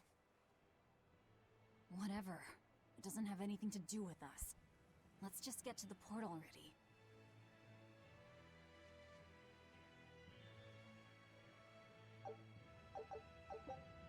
Increases HP regeneration rate by 50% for characters not participating in combat where wearing equipment.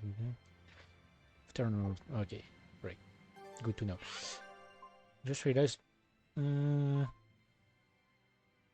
I just realized that I had not checked my party configuration. Maybe I should put Aizen back. You want me in? Fine by me. Yep. I kind of want to see Aizen fight again.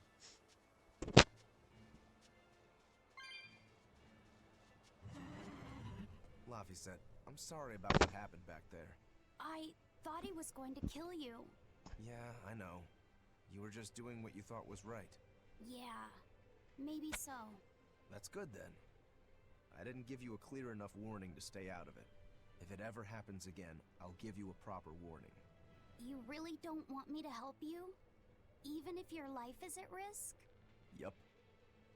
Why? Actually, I'm not too sure myself. Huh? There's somebody out there I need to defeat by my own hand. I want to strike him down. I want to triumph against him. But to do that, I need to be a better swordsman. Someone you have to defeat. In a sword fight, yeah. And I'll do anything to ensure I come out on top in the end. No matter how much it costs me. Life, limb, hell, even my heart and soul, I'll pay it. Those feelings have been so central to me for so long. I lost my dang humanity somewhere along the way. Why do you need to win that badly? To be honest, beats me. Maybe it has to do with me being a demon. Or maybe that's why I became one. Either way, it's more important to me than life itself. More important than life. But still, I owe you for saving me back there. There's no victory pose in store for me if I'm dead. Okay. Is that how you thank someone for saving your life? Huh? I'm just being honest with the little guy. And no offense and all, but why do you care? You don't even think it disrespectful? You truly are a demon. Yep. Big old demon. I mean, I find it to be a good thanks and apology for becoming violent. Like, I'd accept it as a great explanation if something like that happened to me. Like, sure, I can understand that indeed you were in the heat of the moment and I basically like interrupted something important for you. I mean, interfered rather in something important for you.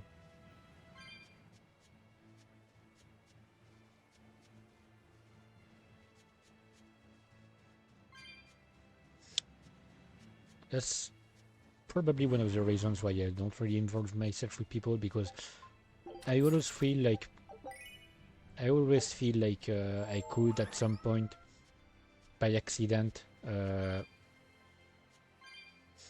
interfere in something that others wouldn't want me to interfere with. I mean, to get involved in, and it would lead to like to some awkwardness or maybe even some resentment from the other person. And since I definitely don't want to experience something like that, I'm not really getting involved in anything of the sort.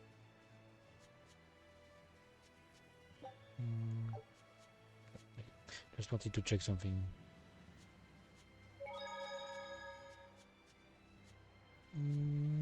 Okay.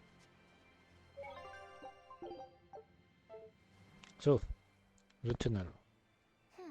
Now why does that name sound so familiar? Hey, Eleanor? Thanks for stepping in earlier. Think nothing of it. My orders are to protect you, so I did. Oh, I see. Of course, orders or no orders, I'd save anyone under threat from a demon. Well, how noble. Oh, I got it! Got what? The tragic tale of the sword Stormquell. Gather round and listen, oh grimy travelers. Once, centuries past, there was a sword renowned the world over for its peerlessly sharp edge, its forger shrouded in mystery.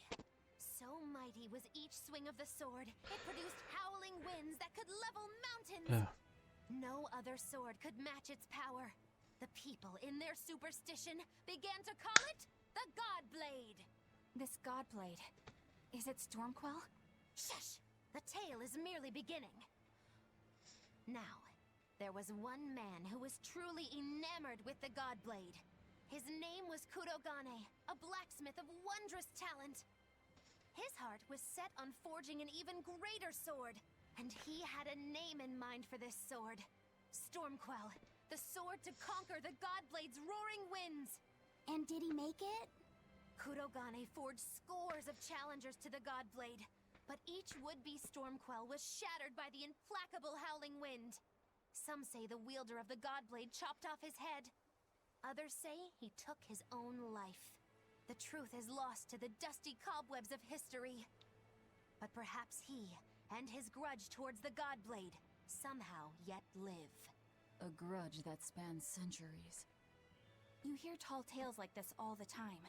That sword and its inscription we saw were probably just inspired by the legend. Perhaps. But if that's the real Stormquell, we should all sleep with one eye open tonight. What makes you say that? Because that Godblade Kurogane wanted so desperately to top has been passed down through my family for generations. Its name is Stormhowl. In other words, we could well bump into your armored friend again. Let's hurry it up. So essentially, we are delivering him the object of his hatred. Great. That's not scary at all. Okay, so I remember this area, and I remember that I hate traversing this area because it's full of really long detours and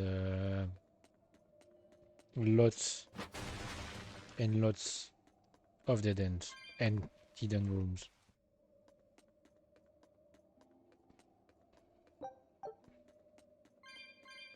Right. I remember that I will have to come back here for a sub-quest, and I am not looking forward to it because it's so annoying to navigate around here. Probably one of my most my least liked places of every Tales of games that I've played. I was gonna say hated, but it's not like I actually hate it. It's just like I really dislike moving through here. Listen, Laphicet. What is it? You can't trust her just because she said she'd protect you, orders or no orders. Remember, Malachim are just tools to exorcists. But she really did protect me. I know you feel you owe her for that, But do you have to look so happy about it? Sorry. I'm not asking for an apology. I just want her to know that we've all got an eye on her. No matter how close you two get, I want her to understand that I come first. So... what do you want me to do? Let's see. To put it simply, I'm number 1, and Eleanor is number 2. Got it? I get it. You're number 1, and Eleanor is number 2. Right. I'm number 1. Wait, this is kind of stupid, isn't it? Yeah, I was gonna say. I understand. That's not what I mean. Yeah, no, it's... she's becoming jealous because Laphicet is not paying more attention to her. She really wants to be the big sister. I mean, she really wants to act like Laphicet's big sister. Hang on, I want to check something because I really feel like the few times I've actively battled since using the DLC stuff, I haven't really gained any XP.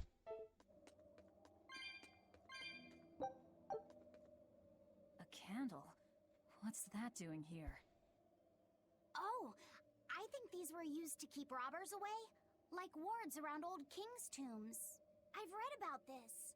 There's a trick to the stone. It reacts to heat. Heat, huh? Then there's only one thing to do. Yep. So, fun fact, I'm pretty sure that if I remember correctly, there are only 2 places in the game where this mechanic is found. So here, in this cave, I mean this dungeon, in this dungeon area. And the second one is a bonus dungeon that you can reach by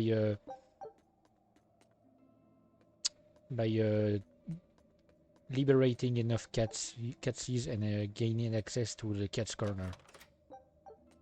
It will give you access to a special dungeon, but it's like pretty sure it's unlocked after you've beaten the game.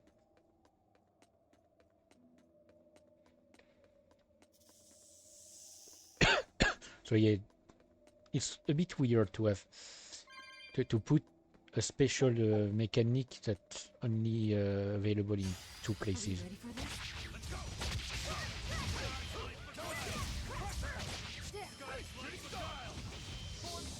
I mean, I might be misremembering, but...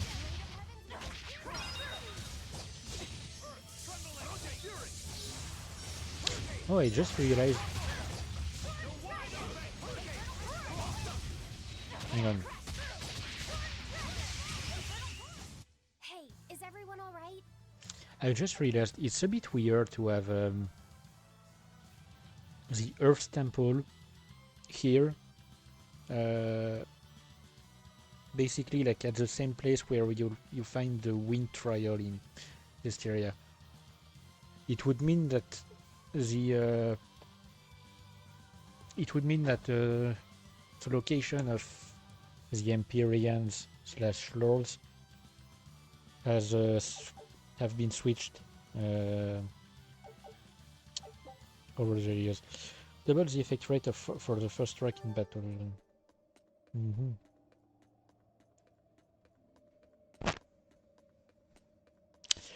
I'm gonna need to remember to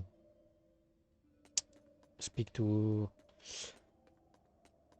Bloodwing when we find one.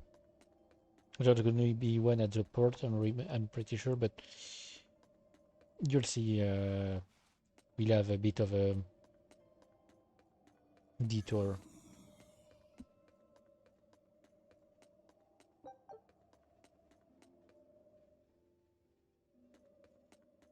But yeah, I need to remember to talk to Bloodwing because he's going to make me win a lot of money.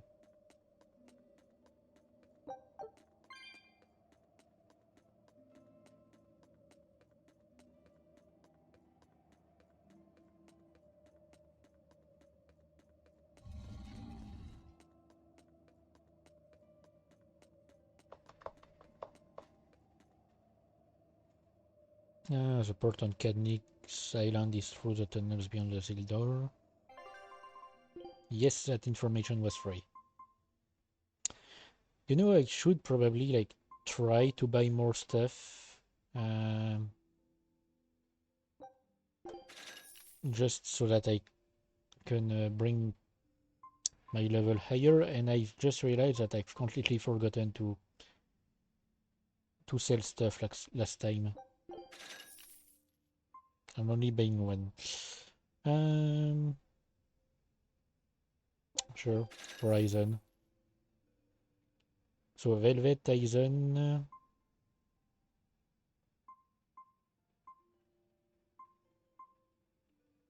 Didn't I get something else? I don't remember. I'm not sure. And yeah, I forgot to sell my excess stuff last time. Oh, there's a limit of 15 consumables in the inventory, or 30 because of my DLC. But the limit is 99 for materials and stuff. So hang on.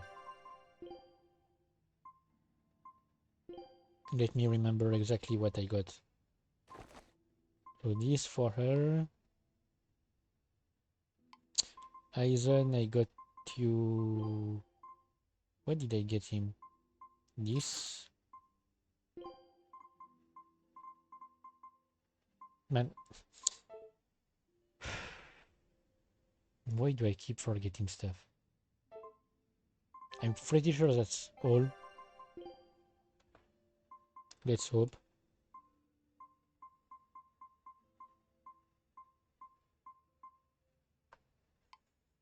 So let me check.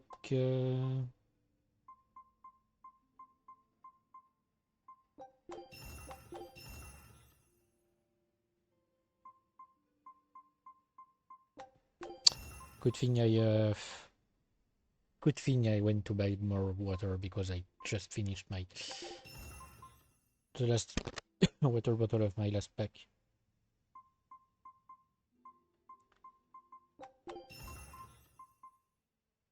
The issue with that is that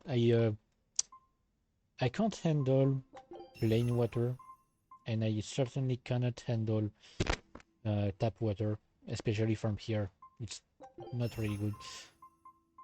So if I have a bottle of plain water, I have to or mineral water, I guess, technically. I need to mix it with syrup, and I just realized I forgot to buy a bottle of syrup. Doesn't matter. I'll have enough for the rest of the week, and on Saturday I'm getting my money, my monthly money, and I will go buy groceries. Not like the heat will still be here. Anyway.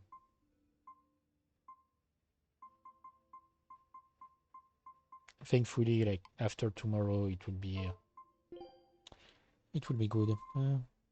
So I know it doesn't make much sense if I don't plan to use her anyway to upgrade her equipment. But you never know.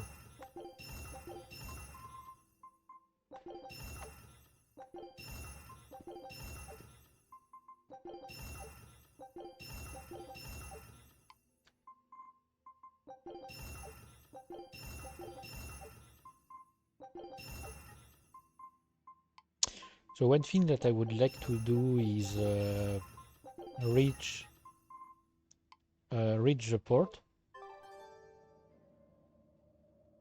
and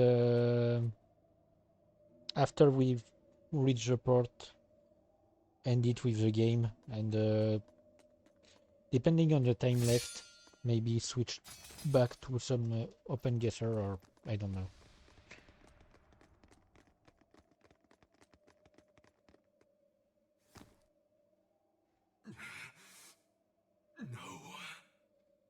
Well, if you aren't the craziest demon, your body's harder than your own sword. Who's this? That's Lord Shigure, one of the only two-legged exorcists in the entire abbey. A legate. Same as Melchior. Eleanor! Fancy meeting you here. What the hell happened to you? You get captured by a demon? Or are you a turncoat? I'm... Don't matter. I do my own thing. I got no standing to tell you how to live.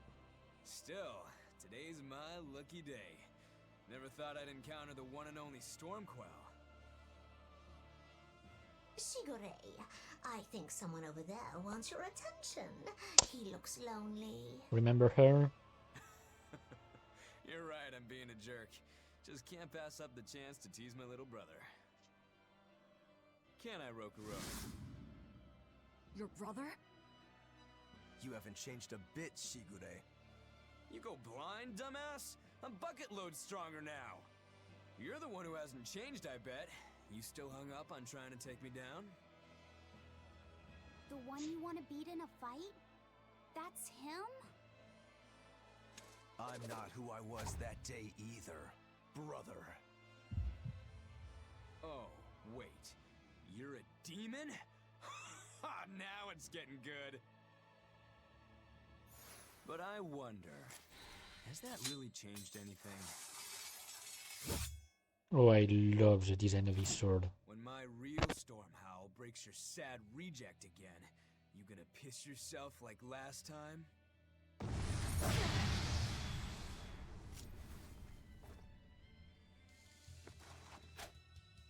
I'll handle him.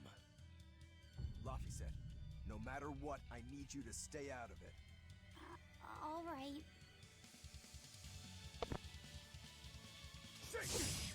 Come on. It's been too long since we crossed swords, brother. Shut up. You're dead. So obviously I'm not used to fighting with Rokuro. You're feisty as a demon.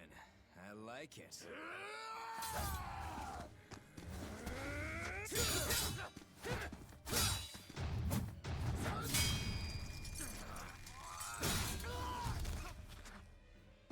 But alas, I think our fight's over.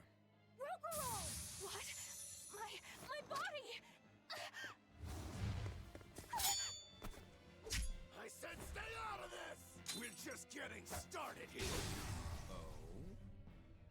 No backing down for you this time, huh? But we're done for today. Shigure! Oh, calm down, Rokuro. We could have a real fight sometime if you actually brought a decent sword. Go ask that old bastard there to make you one. I'll be waiting. Huh? Who? That demon in the armor, Kuragane. The blacksmith from the story. I'll be waiting for you at Port Cadnix. Unless you can beat me, you ain't getting off this island. Who are you to decide that? You got a problem with it, lady?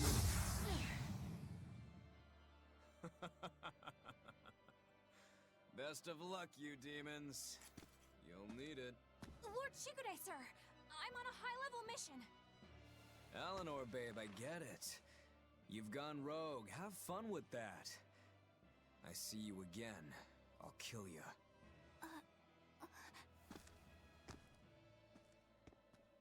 He wasn't even trying yet. You can tell. But if we all fight him together... That won't work. But there is another way. What are you talking about? What way? Follow me. Rokuro!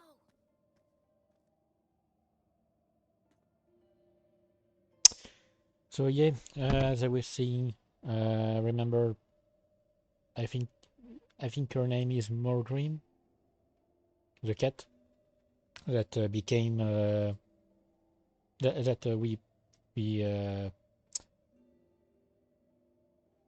we purified in Berseria, and who became the Lord of the Land of Pendrago. Yep, she was Velvet, Rokuro's brother's Malak. This is his fight. It has nothing to do with me. But Shigure said he'd be waiting at the port. He may be a nutball, but I don't think he's fool enough to let us slip past. Exactly. And as a swordsman, he's even more skilled than Artorias, and that's saying something. We're mice with our tails pinned, and the cat's licking his lips. At the very least, Kurogane seems to have some kind of plan. Fine. We'll hear what he has to say. Also, what I wanted to say before that is that so depending on the time left when we like leave the port, I will either end the stream right there or switch to Open Guesser. What was that fat cat creature with Shigure? You mean Morgrim? Yeah, She's Morgrim. a Malik. She just looks different. And? And what? She has all the abilities of a Malik. I'm not trying to keep anything from you. All I know is her name and that she's a Malik. Huh. Lord Shigure is an exorcist legate, but he's also a warrior who can match exorcists or demons even without the use of Malik arts. Since no one has ever seen Shigure use an art, Morgrim is considered one of the 7 wonders of the Abbey. The 7 wonders of the Abbey. No one knows Morgrim's capabilities, or even the details of Shigure's pact with her. No one! Except me, that is! Huh? This is all highly classified, but Morgrim is incredibly lazy. The price she demanded of Shigure for making a pact with her was grooming and defleeing. Anything else? Oh, and on a point of sensitivity, she's chubby, not fat. She may be our enemy, but she's also a woman. You should try not to hurt each other's feelings. Anything else? Her thick eyebrows are all the rage with Malakim, so much so that false eyebrows are expected to be the next big thing. Well, if he's that strong without Malik arts, I don't want to see what he's like with them. Yep. Must be kind of scary.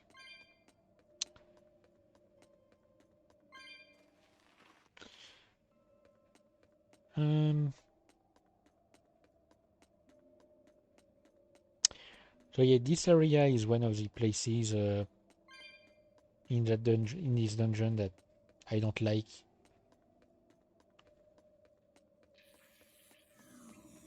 Because it's just thinking, Eleanor? it's just too long to Well, navigate. I just thought Rokuro was going to die if I didn't intervene. Oh? You'd kill one of your own allies for a demon? I acted without thinking. Sometimes I'm too soft-hearted to a fault. I'd say it's less that, and more just stupidity. You're supposed to be protecting Laphicet. Don't get yourself into trouble you don't need. Even if one of our own is in danger? Even then. This kid must be really important to her. All right, I understand. Laphicet, next time she acts up, stop her. Understand? We don't know what she's got up her sleeve. Okay. Thanks for not telling on me, Eleanor. And I'm sorry I hijacked your body. I understand how it feels to want to protect your friends.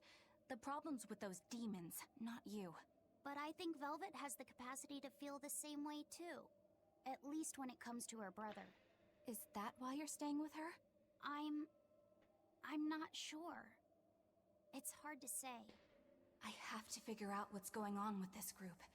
If I ever hope to wrest the child from them. I was gonna say something and I kind of forgot. Yeah, no, okay. I can understand Velvet's point of view regarding, like, even if one of the party members is in danger. Because essentially, like, each member of the party, I mean, except technically for Eleanor, but the other members are here because of their own choices. So if these choices lead them to a dangerous situation where they might die, it's their problem.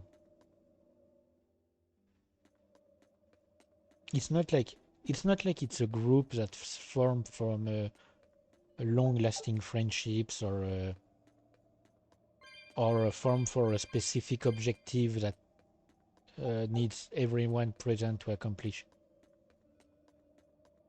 At the end of the day, they all just teamed up because they each have their own goal, and these goals happen to align in the sense that they all concern a part of the Abbey.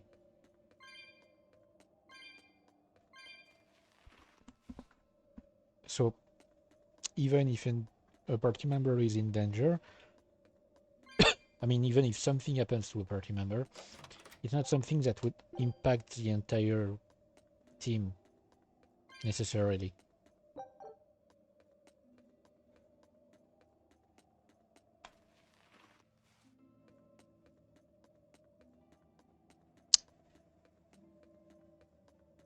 I was about to think, I mean, I was starting to think about something and I completely forgot what it was. What the hell was it?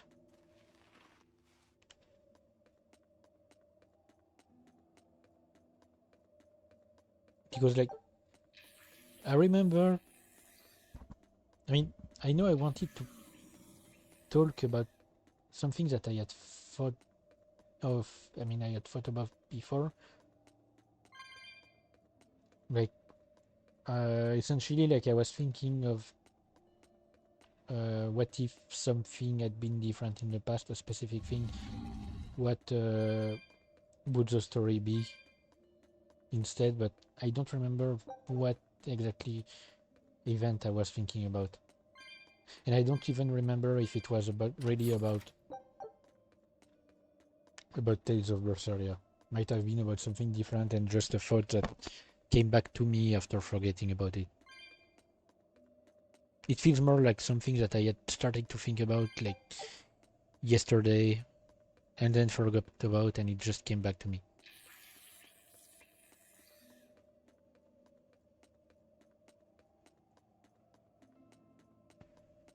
You know, I might want to start studying things like about the brain, because I'm always fascinated by the way it works or sometimes doesn't work properly.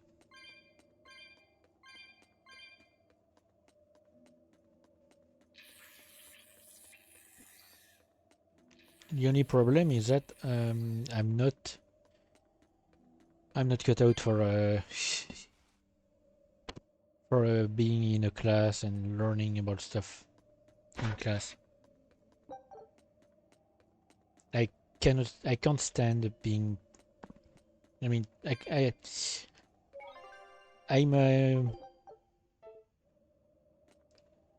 learn better when I practice something, because if I'm just hearing about something, I will eventually like just zone out about it, zone out during the explanation, and I will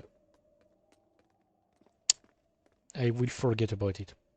Whoa! Look at all those swords!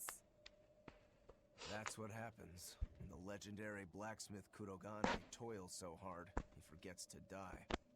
I gave up everything, thinking of nothing else but forging a sword that could surpass Stormhowl. And before I knew it... You had traded your humanity for demonhood. I see I'm not the only one. So great was your grudge against your brother, the inheritor of Stormhowl. Well, guess we're not so different. You don't suppose you could hammer me up a new sword, do you? I've forged countless blades over these long years, yet not one has proven a match for Stormhowl. And yet you still seek a Kurogane sword? I'll put it like this. No matter how much you've failed across the centuries, you've never broken. Well, I'm the same way. If anything can break Shigure and his god blade, it's the bitterness I carry. Strangely enough, seeing you and your brother has given me an idea that might work. I will forge you a new blade. Should we get some Brightstone? Nope. No need for that. Huh? Should I take it from the top? If you would. My arms are all I'll be needing.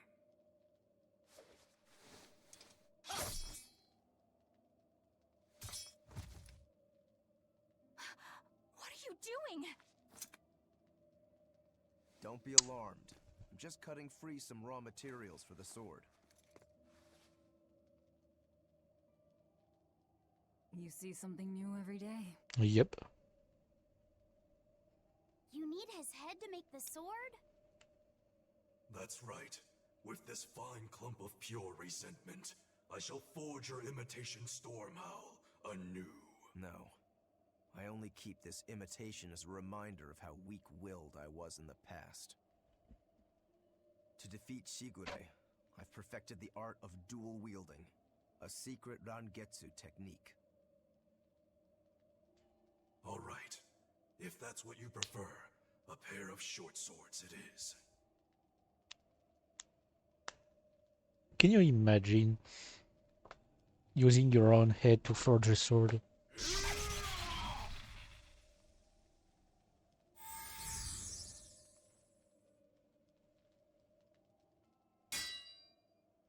Whoa! We'll wait outside. I guess becoming a demon has given him some really great powers.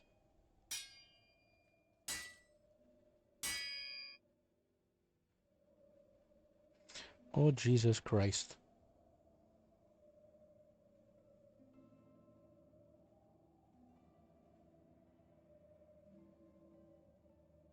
Hang on, sorry.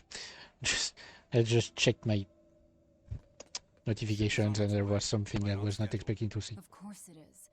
They don't have the Reaper on board. One more thing. Apparently, Shigure is Artorias' bodyguard. So we'll have to face him down sometime, no matter what. It's in our best interest to get rid of him while he's working alone. The problem is, Rokuro can't beat him by himself. Agreed. Shigure is not to be trifled with. Certainly. That's why, when Rokuro creates an opening, we're going to take Shigure out. You want us to meddle in somebody else's private quarrel? If it affects my own quarrel, yes. I suppose I'm in the same position. Besides, I can still use him. There's no sense in throwing his life away. Rokuro's not really a guy to care about the big picture. He might try to hack your limbs off a bit, but he'll get over it. You know, for a bodyguard, he's not doing a really great job, seeing as he's not even on the same continent. I made the Enfu rush out to the docks to scout the place out. Pretty smart, am I right? I pity that creature sometimes. That Kurogane, though, what a character! Giving his own body to forge a sword, like some kind of ritual sacrifice. Ritual sacrifice. It's certainly something only a demon would do. It was a necessary sacrifice in order to gain power. A necessary sacrifice. What a vicious turn of phrase. Indeed. Still, I can't say I'm not thrilled to see how it all turns out. If what you give is mere meat for a god's morbid lunch, could there be a more trivial sacrifice? But if the offering is one's own body and soul, even a single hair can be portentous. I wonder which he will have been in the end. You know, I find it strange that people can simply, like, become demons and essentially become immortal while still keeping their not necessarily sanity, but keeping their personality, rather. Like Kurogane. Kurogane should have been dead centuries ago. And technically, he's still himself. Like, he still has... he's still self-aware, he hasn't completely lost himself like the demons we fight the rest of the time. Rokuro, Kurogane, I just do not understand them.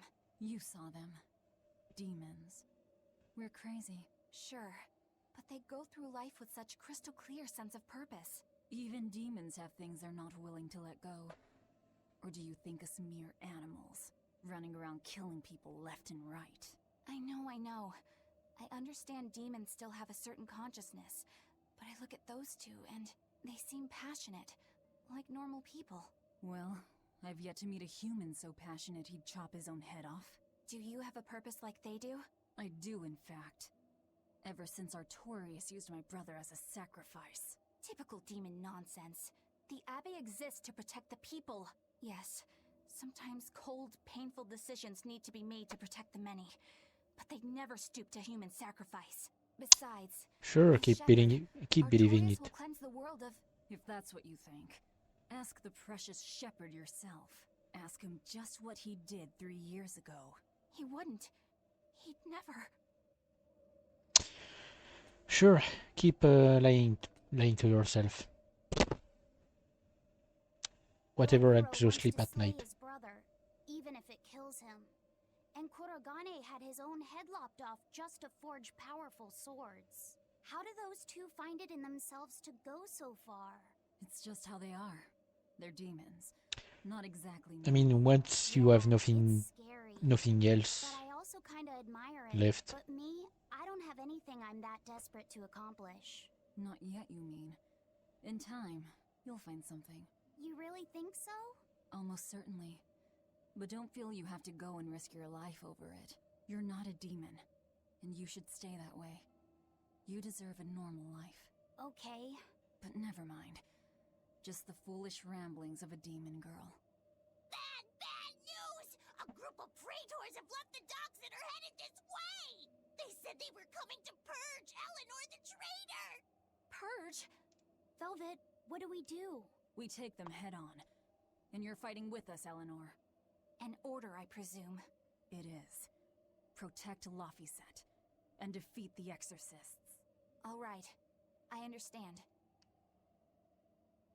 Just remember, if we lose Eleanor, Laphicet will turn into a demon. I haven't forgotten. But we need to pool all the resources we have. She needs us for her own ends.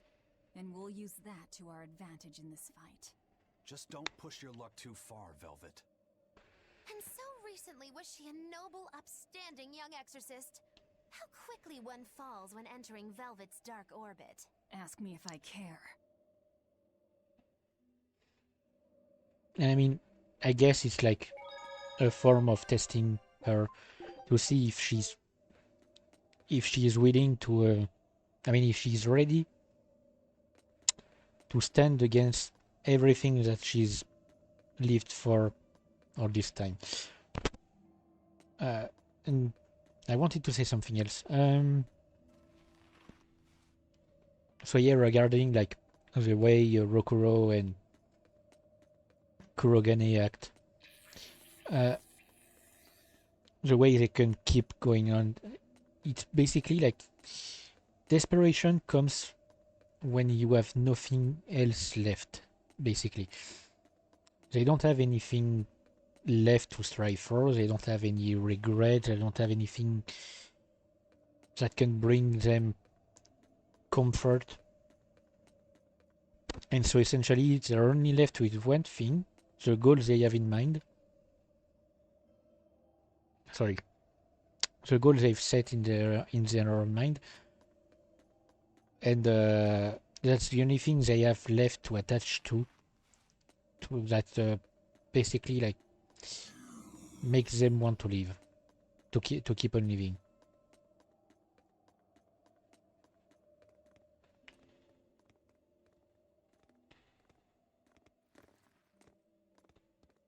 Praetor Eleanor, you should be ashamed of yourself, cowering to demons. Your collusion could spell disaster to the Abbey if left unchecked. The only possible atonement is your death.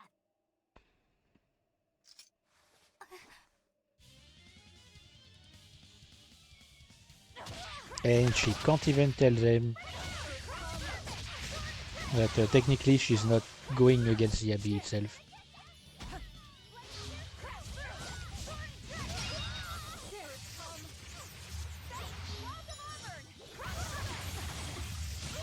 Oh, come on.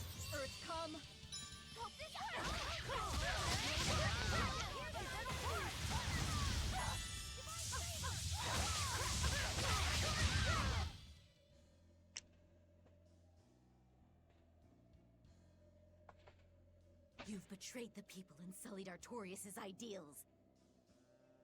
No, that's not... Velvet, she's testing me. I know I have to fight. My mission calls for it. But any more of this will kill them. Time for you to die and be purged! Eleanor!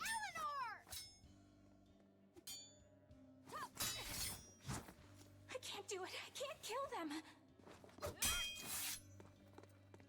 I'm not done yet. There. Now we're even, Eleanor. Yep. You've got new swords. Sinister. I like it.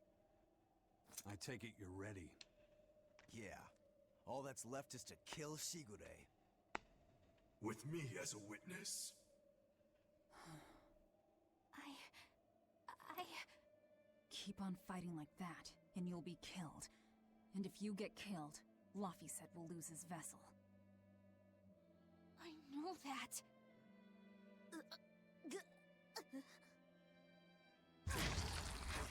Velvet, wait.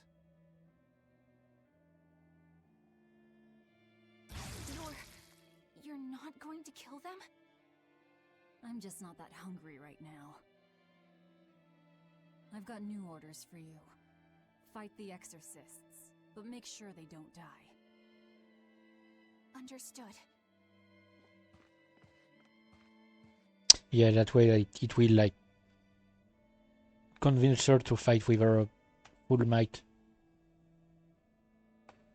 Because basically, like, she was... I guess that was as far as Eleanor could go. Yep, she was blocked by the fact that she didn't want to kill them. Ever the virtuous exorcist. That very virtue is what lets her be Laphicet's vessel. Besides, I can't help but admire her commitment. She's enduring total disgrace to accomplish her mission. How uncommonly pleasant of you. Pleasant folks don't use people the way we do. Yeah, you've got that right. Hey, Bienfu? I was wondering if I could talk to you about something that's on my mind. I figured it was just about the time that you and I had the talk, actually. I've seen it all, heard it all, and even tasted it all in my time as a Moloch. I don't want to know. Anything you want. Thanks. I was hoping you could let me borrow those books you were reading earlier, if that's okay. You mean how to talk a human female into becoming your vessel, and how to get the cuties? Hey! Keep it down! Keep it down! But you and Madame Eleanor have already formed a pact. Why do you still need either of those books? Well, it's like when we're alone together, things get so awkward. It's hard to talk with her, you know?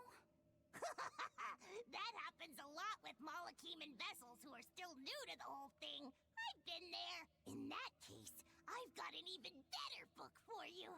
Whoa! You read a lot of books. I'm just an avid learner is all. Now let's see. Oh, here we go.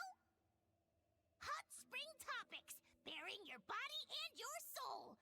Being upfront and honest is always the best policy. Jesus Christ.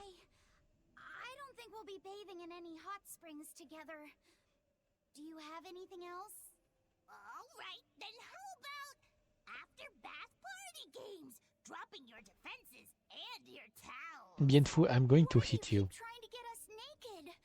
I think that would just make things even more awkward. Picky. Tell you what, you can just look at my collection and pick whatever sounds good. Love hacking. Living long and loving hard. Diary of a diary thief. Hands speak louder than words. Yeah, I'm going to hit you, Bienfu. I remember reading them when Miss Magilu and I were struggling to get along. Oh, to be young again. You ever think maybe things would have been easier if you never read these books? Yep. Reading the mood. Knowing what to say and how to say it. That one's a winner. A must-read for sure. I guess it could work. Together? We are. Laphicet's been worried about that awkward distance between you two, and he came to me for some advice. I've heard his side of the story, so let's you and I grab some tea and talk about what to do about it. Come on! Let's go, let's go! Oh, okay. Knowing what to say and how to say it. I don't think this will help either. No, it would probably help me. I'm really socially awkward, so I'm not the kind of person who knows how to interact with others. Like, at all. Even through, like, it's not just in person. Even, like, through computer screens, I have trouble interacting with others. I can join. I'm the type of person that would sometimes like join the voice channel where other people are and stays muted for hours without saying anything. Simply because I don't know what to say. I don't know if I want to say anything or just want to be present, like to be a bit around others, even if there's no social interaction happening. Sometimes you just get the need to be around others, and I think it's a natural need. Like, it's something that most people experience in one way or another.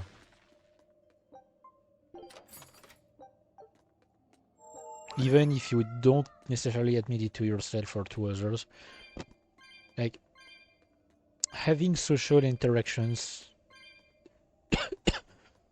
is is really important for people.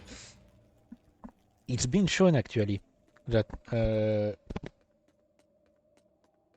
that being isolated from others for too long, even if you're not a sociable person, can be bad for your health. Stormhowl a reject?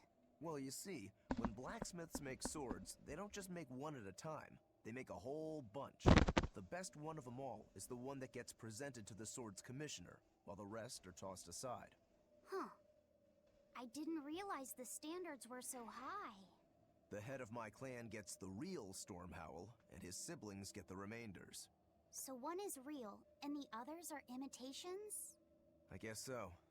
Shigure has the real one, and yeah, guess that makes mine an imitation. I'm sorry, I didn't mean to imply... Don't apologize. You got me to finally realize something. It might just be why I'm so hung up on beating him. Oh. And to Velvet, which Laphicet is real, and which is the imitation? Oh, what are you saying? She means my name. It's the same as Velvet's brothers. Huh? The one who went and got sacrificed by Artorias. Surely you are mistaken. Our shepherd would never do such a thing. But what else could make Velvet hate Artorias so much? I don't... So you have a truth, and Velvet has a truth. Now which is the real one, and which is the imitation? I don't think that's comparable. Because when it comes to the swords, it's already like... I already find it an issue that there's a comparison that calls some of the swords imitations. Because if they're made at the same time, there's no real imitation. It's basically just they work. I mean, it's not like one is made specifically to try and copy another. It's more like they were all made together at the same time to see which one would be the best. I mean, the most appropriate. It's not like one was made after the other and was made to try and copy the other. And in Laphicet's case, it's also very different because he wasn't given this name to compare him to Velvet's brother. He was given this name because at that moment she felt the same need to protect him as she felt for her brother. Like, sure, the initial saving him was because she felt like she was actually saving her brother. Take a look at this. But it doesn't change the fact that she's still treating him like her brother. I knew this would be big. Like, she's not. What a treasure! She's not just new skill. Scout ship setting sail. She's not just like comparing him to her brother.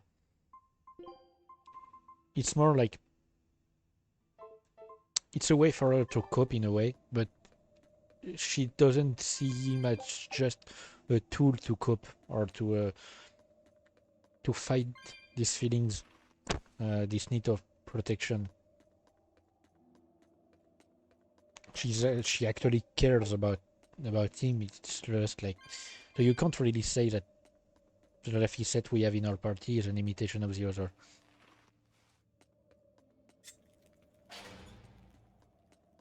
Because they don't even have the same like story and all.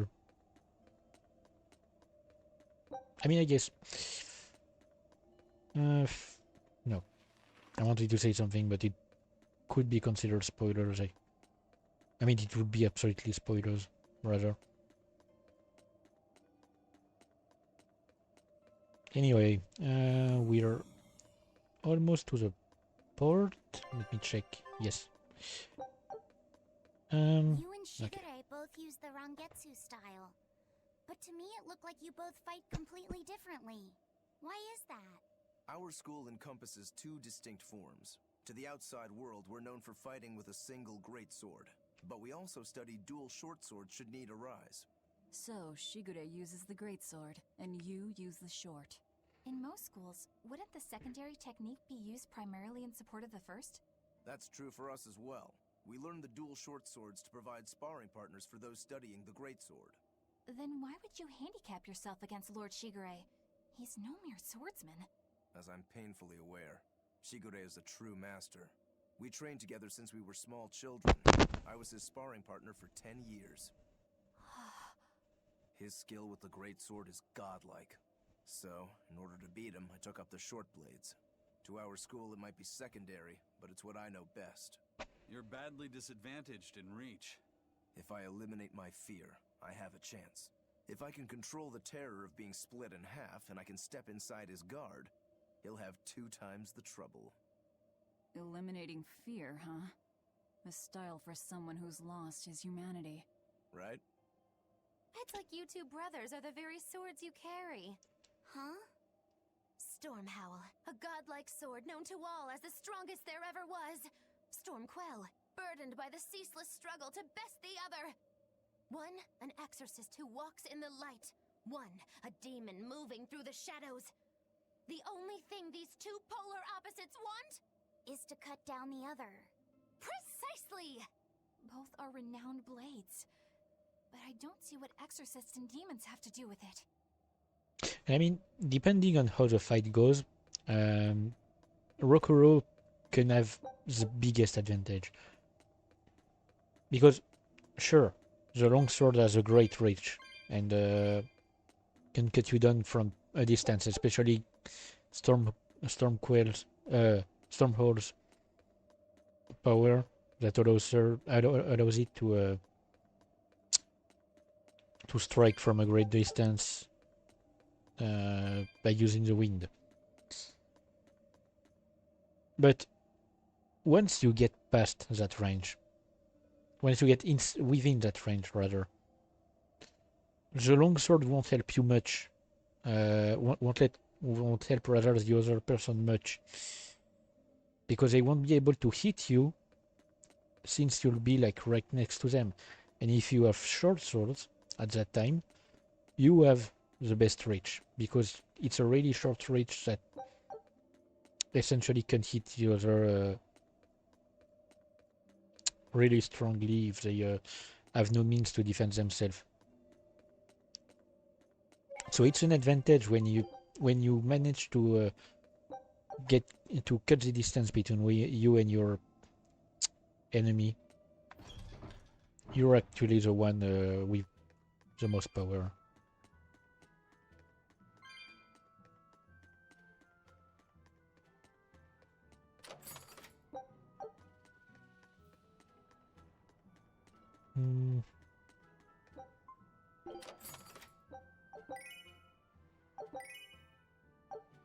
Okay, great. So this place does not exist in this area. I mean, or at least we don't go there.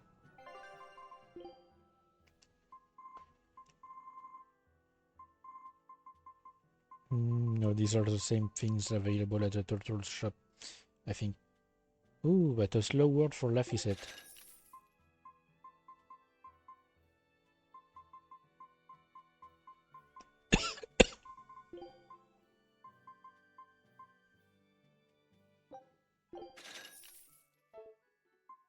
Hang on.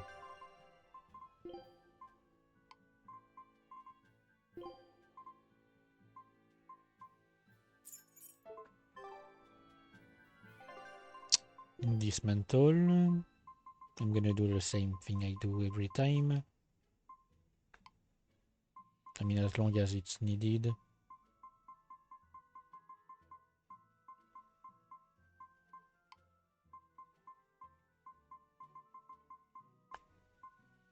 Nope.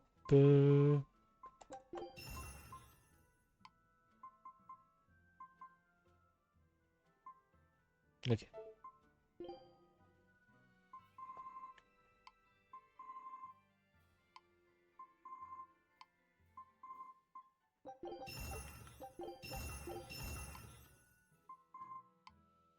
I think I need to drink something. I'm feeling dehydrated.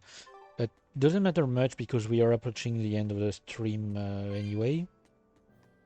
Like, I just need to defeat Shigure. And leave the island. It would be great. And I'll end the stream after that. There they are. Which must mean they took out every one of the exorcists who went after them. Oh, bunch of weaklings. Hey, I told them not to bother. Now how did that sword of yours turn out?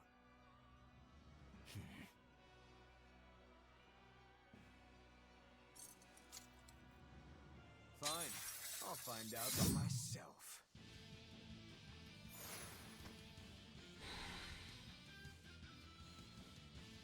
Rokuro, we can handle the exorcists. Go and find your victory. Thanks.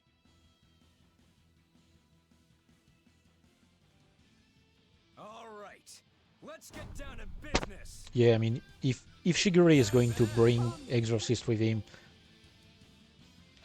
might as well bring people of around.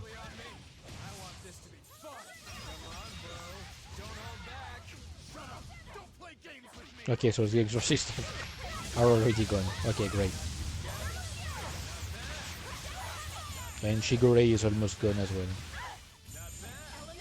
I remember that the first time I had trouble defeating him, but at the time I didn't have the add-ons, the DLC stuff.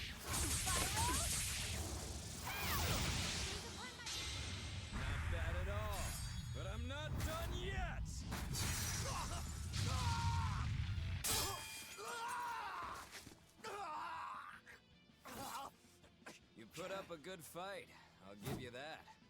But you're a frickin' demon. Shouldn't you bring more to the table than pretty damn good Rangetsu style? You don't have what it takes to win against the rightful heir. Don't count me out. Just yet. I've got something to show you!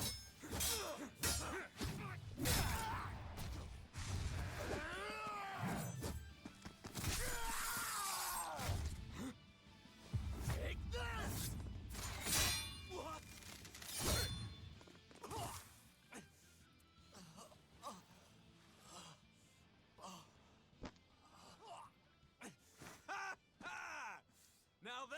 clever, giving up one of your own hands to go for my neck. If I was just a second slower, I'd be dead now. I like it. This is what I've been looking for. All right, let's call it good here. Listen up! If y'all want any hope of beating me, come find me once you're more skilled and better armed. I'll cut you down. No matter how many times I lose. No matter how many years it takes. See, Shigure is the kind of character that I don't necessarily understand. So vicious, it's perfect. He's the kind of character that I don't necessarily understand the motivations of. Shouldn't you be worrying more about your own skin? The entire Abbey knows by now that you're a traitor.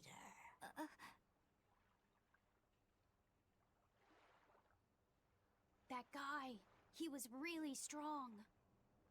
Yeah, he was. They all are.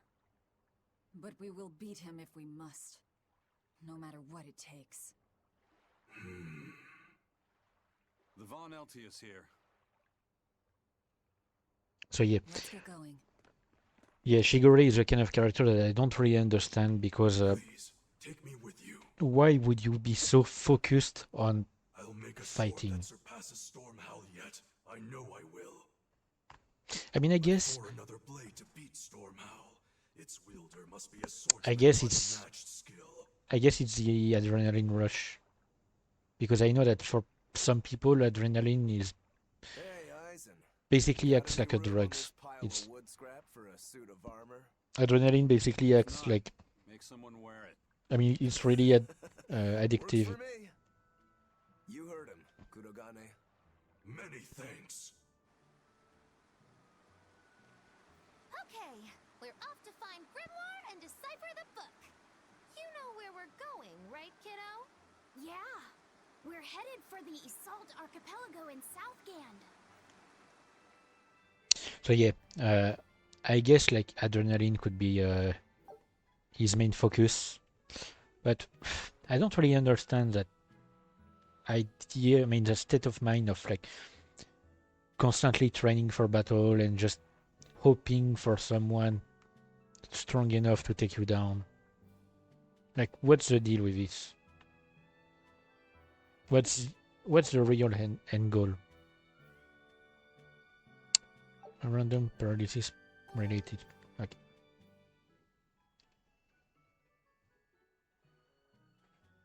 Velvet's demon hand. It's such a mysterious weapon. I can only imagine how much of a threat it will become to the Abbey. This calls for a clear-headed breakdown of everything I know about it so far. It changes shape in a flash and could devour most anything. How must that feel, to devour something with your hand like that? But it doesn't devour the bandages that cover it up. Maybe they're protected with some sort of special art? Likewise, the rest of her outfit can't be ignored. One would think she wouldn't want to wear such ragged clothing, yet she clearly has no inclination of buying something new. I suppose that could be taken to mean she has some sort of attachment to it. But that top is really big for her. Like it was made for a man. Maybe she wears that outfit in memory of someone important to her. No, it's just something we found in the prison. Look it, but I really am good at sewing. Maybe I should suggest mending her clothes rather than outright replacing them. On the other hand, that fabric looks like it would be hard to push a needle through. I could be in over my head. But the tougher the fight, the more I get fired up. Of course, Lord Artorias would probably scold me if he heard me talking like that. Who'd scold you for what now? Oh, well, I was thinking about sewing. I mean, your clothes, they're all beat up, and I thought that if I offered to mend them for you, you'd probably scold me. Wouldn't you? You'd mend my clothes? Have they been worrying you that much? I mean, not like constantly or anything. It just crosses my mind from time to time. Are you good at it? Yes. I'm told I come across as awkward sometimes, but if nothing else, I'm good with my hands. I see. All right, if I ever need it done, I'll come to you. Good. Just leave it to me. Are you feeling all right? You're really sweating. The heat and the cold doesn't bother me at all. But you're a human, so you need to take care of yourself. And if you keep soaking in your own sweat, you'll catch a cold.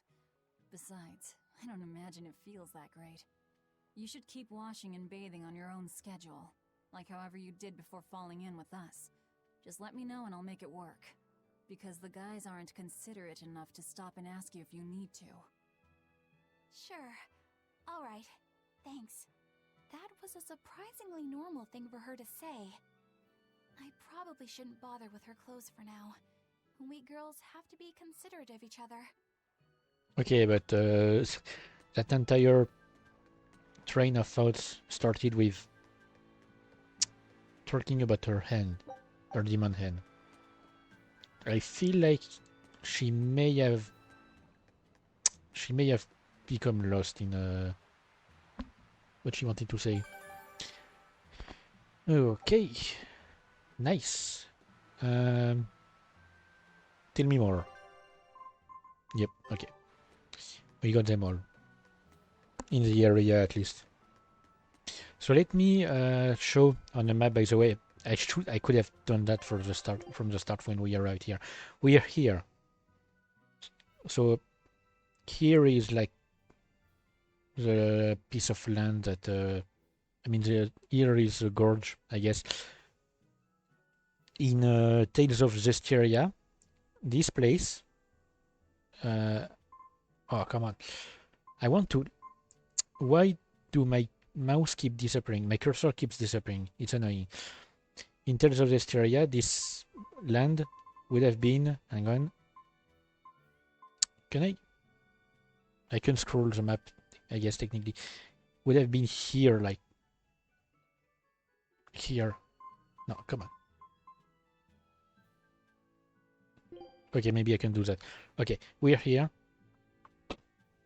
And in terms of Zestiria, this place was here. So basically, like, it shifted and collided. Oh, wait, no, wait. No, it was here. And here there was some land connecting the two places. It's possible that this collided here and created a bridge, and here collided here. I can't tell exactly.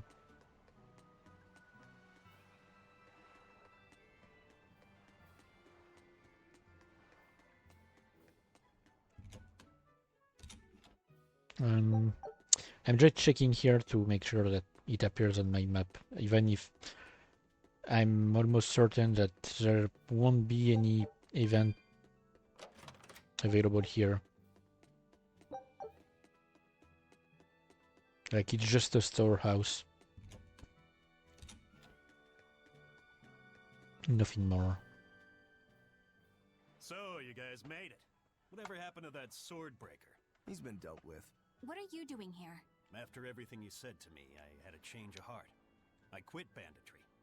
Thank you. I'm glad you listened to reason. It actually What worked. are you doing from here on out? I'm heading to the capital. I plan on opening a restaurant for bandit cuisine. Bandit Ooh. cuisine? Yeah, you get your hands on all sorts of food as a bandit. You gotta use what you have, and still make a tasty meal. That's actually a really interesting idea. Omelet minus the eggs. Or highwayman's stew. It's like a hunter's stew, but, you know, made by bandits. Mm-hmm. That sounds somewhat improper, actually. But I'd still love to visit after you open. Really? All right. I'll be an upright citizen in no time. Maybe even the kind of man you'd consider spending some time with. I'm rooting for you. Hey, were you actually listening to him? I don't think so. Of course I was. It's wonderful he's turned over a new leaf. But I mean, yeah, it's actually a really good idea. Like, I feel like it's the sort of thing that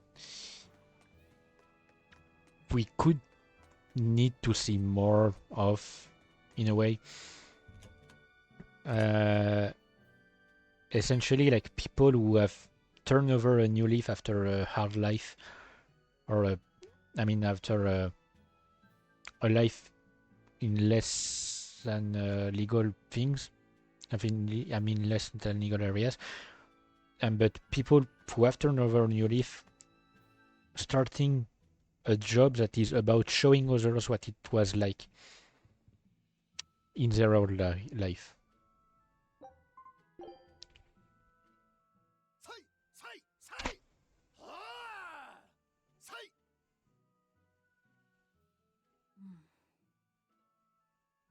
Did you need something? No, not really. As you say. Why aren't you training with 2 swords? This is how I've always trained. 10,000 practice swings a day since I was a kid. I just wanted a single good swipe at Shigure. So I swung and eventually just naturally got to this point. 10,000 a day. Not really. I need to be prepared to face Shigure at any moment. But I've been thinking I should up it to 100,000 swings. 100,000? Do you have any idea how much time that'll take? Nah. Even if you did 1 swing a second, you couldn't do that many in 1 day. Oh? But 10 swings a second would do the trick? Rokuro. Even still, I know it would take more than 100,000 swings to be a match for Shigure. Not with 1 sword or with 2.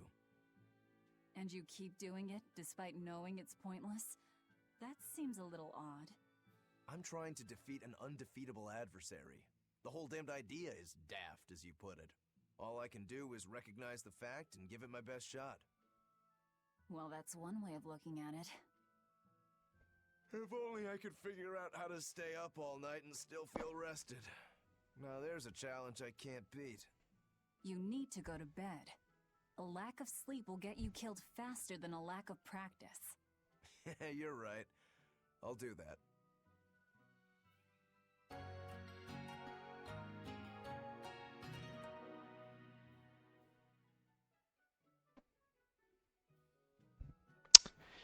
Yep.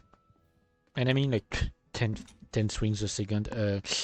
If that's even possible, I don't think it would help much, because you wouldn't be able to focus purely on the actual strength behind each swing, and you'll just be swinging it like you're using a shake weight or something. It wouldn't really help. Hey, you there. That's one impressive sword you got. You know a lot about swords? I'm a novice swordsmith. Been at it for 20 years. Now, I'm finally able to make a blade worthy of the name. 20 years? And Yeah, I was gonna say. It's a competitive world out there for a swordsmith, especially here on this island. But I heard many swordsmiths have given up. There's less ore around nowadays, and swords don't work against the demons. True, swords are useless against demons. Unless it's an exorcist that's using them. Kadnik's weaponry has always been prized in Midgand. The Abbey recognized our talents, and now, business is booming. All Business the is smiths here are booming. grateful to the Right. Abbey, He said the thing. keeping all of us alive and fed. He said the meme. Anyway, yeah, 20 years and still a novice. Jesus Christ. That's definitely not the kind of work I would try to do in that case. Like, if I have to wait years or decades to get an actual level in a job, that's not something worth the time for me. Eisen, I thought you were supposed to be in Midgand. How did you end up here in Islegand? I thought I'd gotten used to you performing the impossible, but this time, I'm at a loss for words. We heard from the Bloodwings that the Abbey might have taken you guys out. Not this time, but our luck won't last forever. Think of this as a dry run for when I really kick the bucket. Aye, aye, First Mate. More importantly, are you sure it's okay to bring an exorcist aboard? I've got my eye on her. If she does anything funny, I'll handle it. Got it! We'll be on our guard, too. Yep. So, I was planning at first to end the stream after leaving the port, but... oh wait, you know what? It's like... I still have like 40 minutes before what I want to watch starts. So I'm just going to leave the island.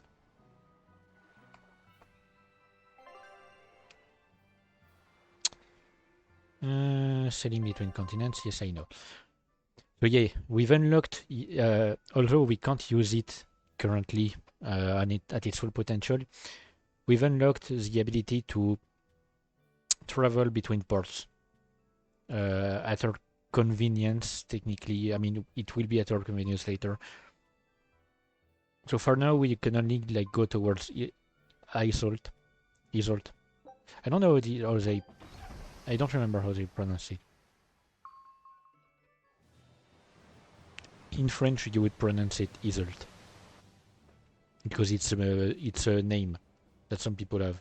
So it's a woman name.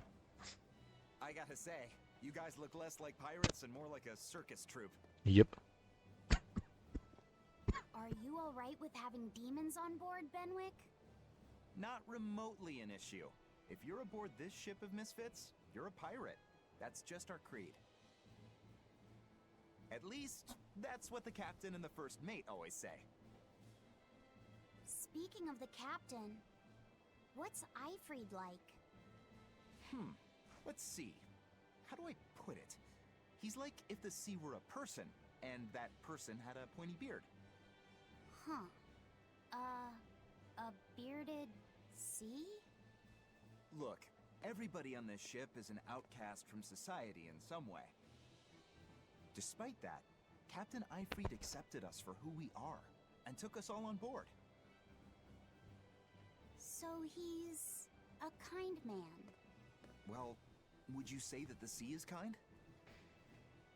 I mean, how would it feel to dive in with an open wound? It has a temperament. A lot. Quite so.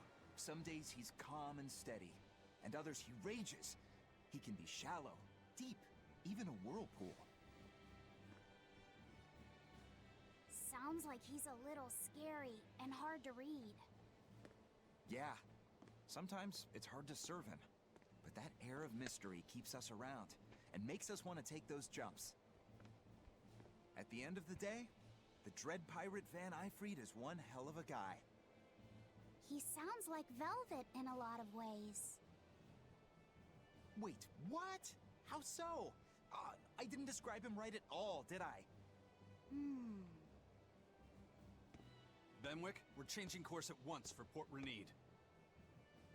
Sir? What's going on?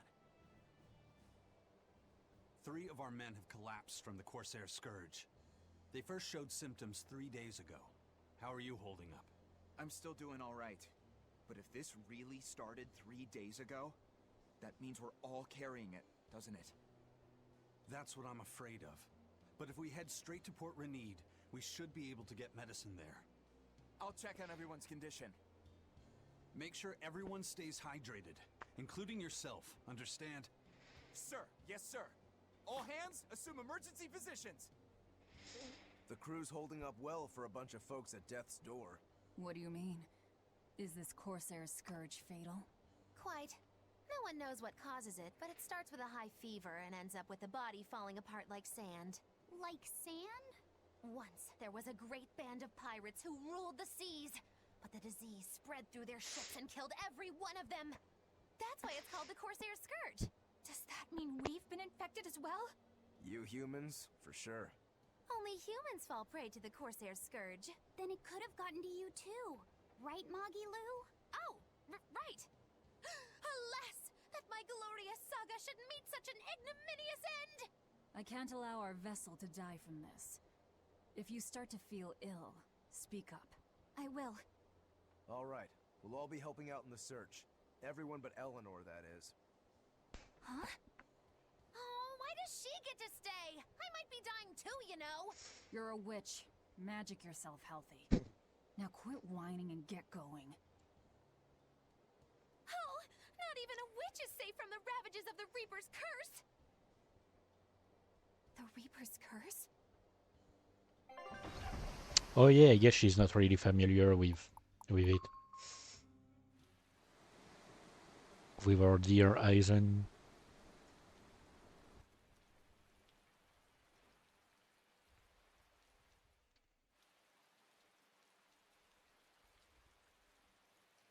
So I guess the Corsair Scourge might be similar to like Scorbut. Scurvy. It's called Scorbut in French. It's a Scurvy. wildflower called Salatoma. Its juice can cure the Corsair's scourge. Doesn't sound too tricky. Let's not relax until we have it in hand. Right. Now let's get going. Hold on a minute. Won't you just be spreading the disease if everyone wanders into town? Surprisingly, no. For whatever reason, you can only catch it over the ocean waves. It's speculated it might have something to do with the salt in the air, or maybe the microbes in the seawater. Nobody knows the cause for sure, but there are no recorded cases of people catching it on land. I see. A strange affliction indeed. Yep. We'll be back soon. You all remain on the ship. All right. Good luck out there, sir. We've got to hurry.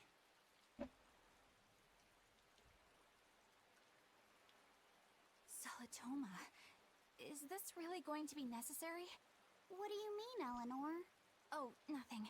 It's just, well, the herb is known to work well for fevers and the like, but it tastes bad. So bad. Some say it would even bring a demon to the brink of tears. Maybe so. But better to drink it than to die, right? Oh, I'm not worried.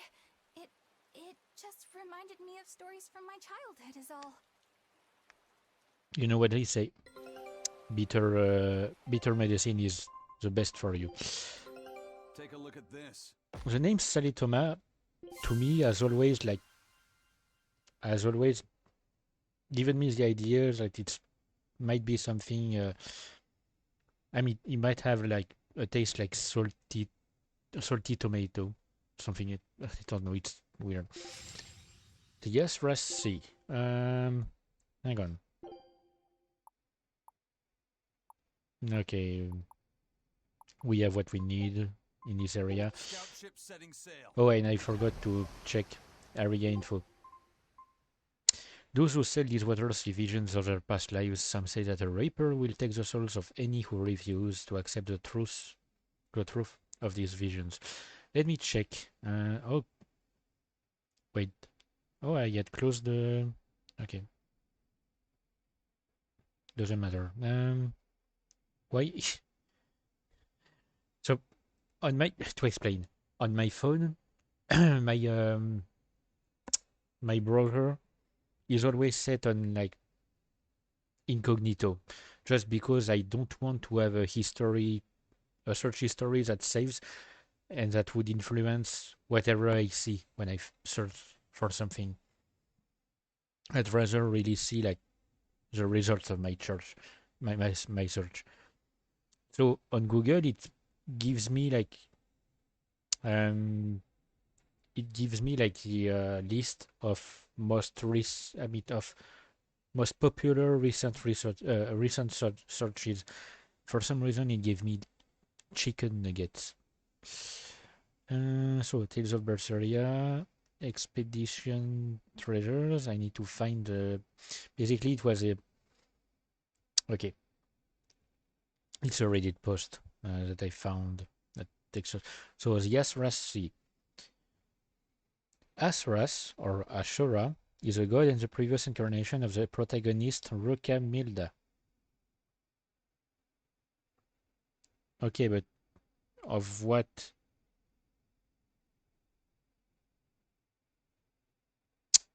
Of what game exactly?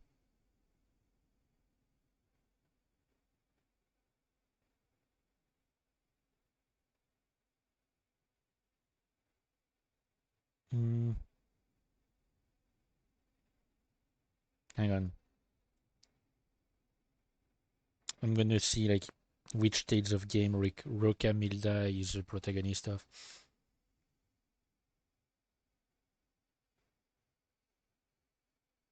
He's from Tales of Innocence, the reincarnation of the Census General Ashura. Okay. So it's about Tales of Innocence.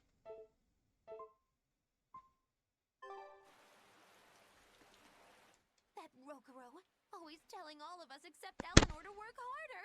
Doesn't he realize that I'm a delicate maiden too? This is workplace discrimination. I should put him on a witch trial and burn him at the stake. I don't think that's how witch trials work. Yep. What's wrong, Eleanor? You look like you've got something on your mind. I'm just trying to figure out what Rokuro was thinking. When I had Lord Shigure at the end of my spear, Rokuro threw his dagger right at my head. I thought I was dead for sure. I feel like I saw who he truly was, and it frightens me. But he and Lord Shigure are always trying to kill each other. I can't understand why he did what he did. It might have something to do with his Bushido code. What's Bushido? Is that like a sword fighter's code? It's a way of thinking. Be loyal to your lord. Respect your parents. Protect the weak. And act with honor. You're saying that he was following this Bushido code, and he was protecting me because I was weak? He might have turned into a demon, but his memories and personality are still intact. I doubt his moral values have disappeared either. Do you really think he believes in that Bushido stuff? Carving through his enemies with a cruel and unsparing sword! Slash! Pow! Shazam! That's the true nature of a Rangetsu man! I heard that when Velvet first met him, he immediately attacked her without any provocation. I mean, it's sure you true. haven't already forgotten how he turned his swords on the kid in that fight against Kurogane. I wouldn't read too much into what Magilu's saying. Rokuro lives for his sword, and that's just who he is. But I don't think he's all that bad. I thought you were the one who called him frightening. I know I said he can be a scary person, but how do I put it?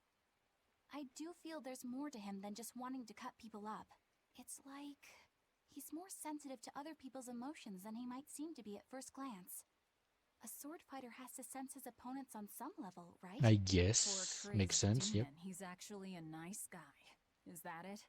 Maybe. I don't know. It's not like I know him well enough to claim any deep personal insight or anything. You brought it up. But yeah, no, I mean, just because he's frightening doesn't mean he's necessarily a bad person. You can be afraid of a good person as well. So anyway, that's where I want to end. We're actually quite close to an area that was in Tales of Cesteria, but it will have to wait. So yeah, I'm going to end the stream here today, earlier than usual. So the stream will be shorter than usual. But I really want to nope. Okay, don't want to get muted again. I just really want to find a way to cool down my place before I get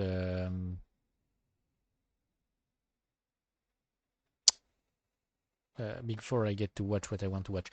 So the next stream will be on. So I said we were on Tuesday today. So the next stream will be on Thursday. It will also have to stop around the same time, but it will be on Scarlet Nexus, since that's how I decided to do it now. You know what? While I'm still on stream, I guess I will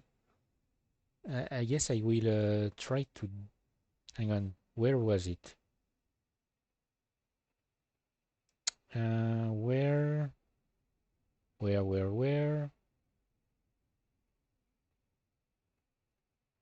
Was it in? Maybe here.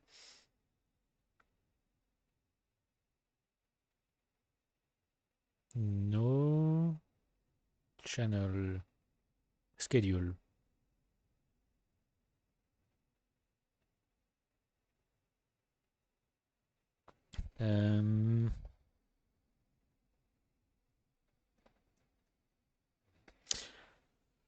I need to find a subtitle for Scarlet Nexus, because for Tales of Cesteria I had the subtitle The Journey of a Shepherd.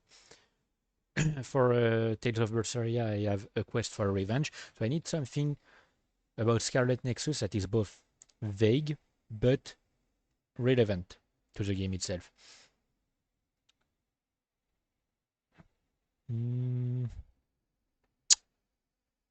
So it needs to be something that I can keep for the entire playthrough. So it's about the game itself, but it's relevant all the way through.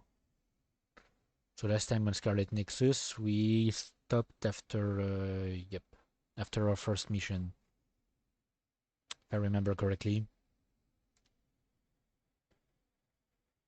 Scarlet Nexus.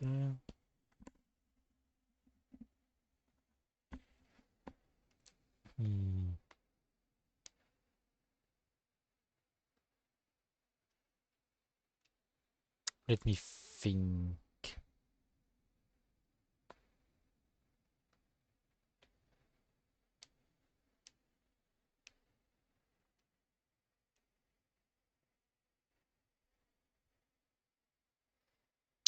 Scarlet Nexus.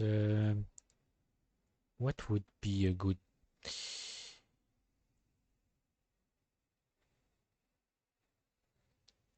What would be a good name?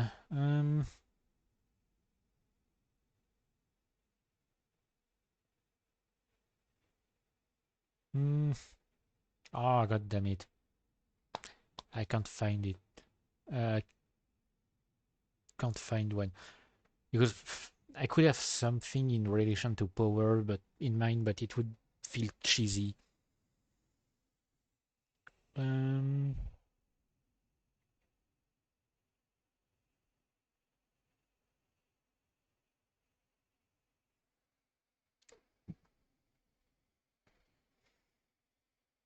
um,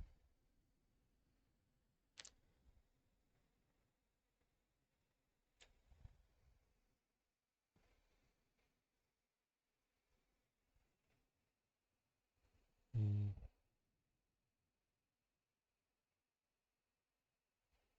hang on.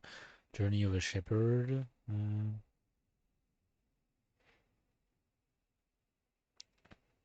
Quest for Revenge. So I guess Scarlet Nexus.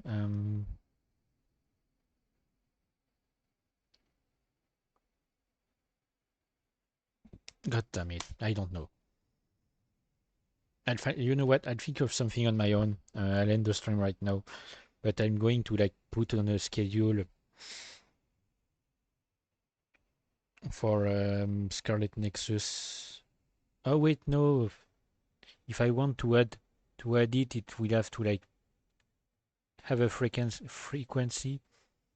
I can't put one for a specific day. Are you serious?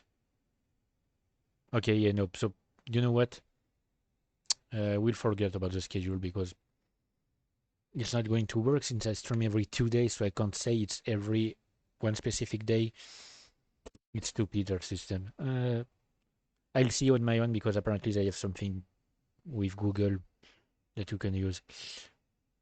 So yeah, I'm going to end the stream here. Next stream will be Scarlet Nexus on Thursday around 3 p.m. CEST.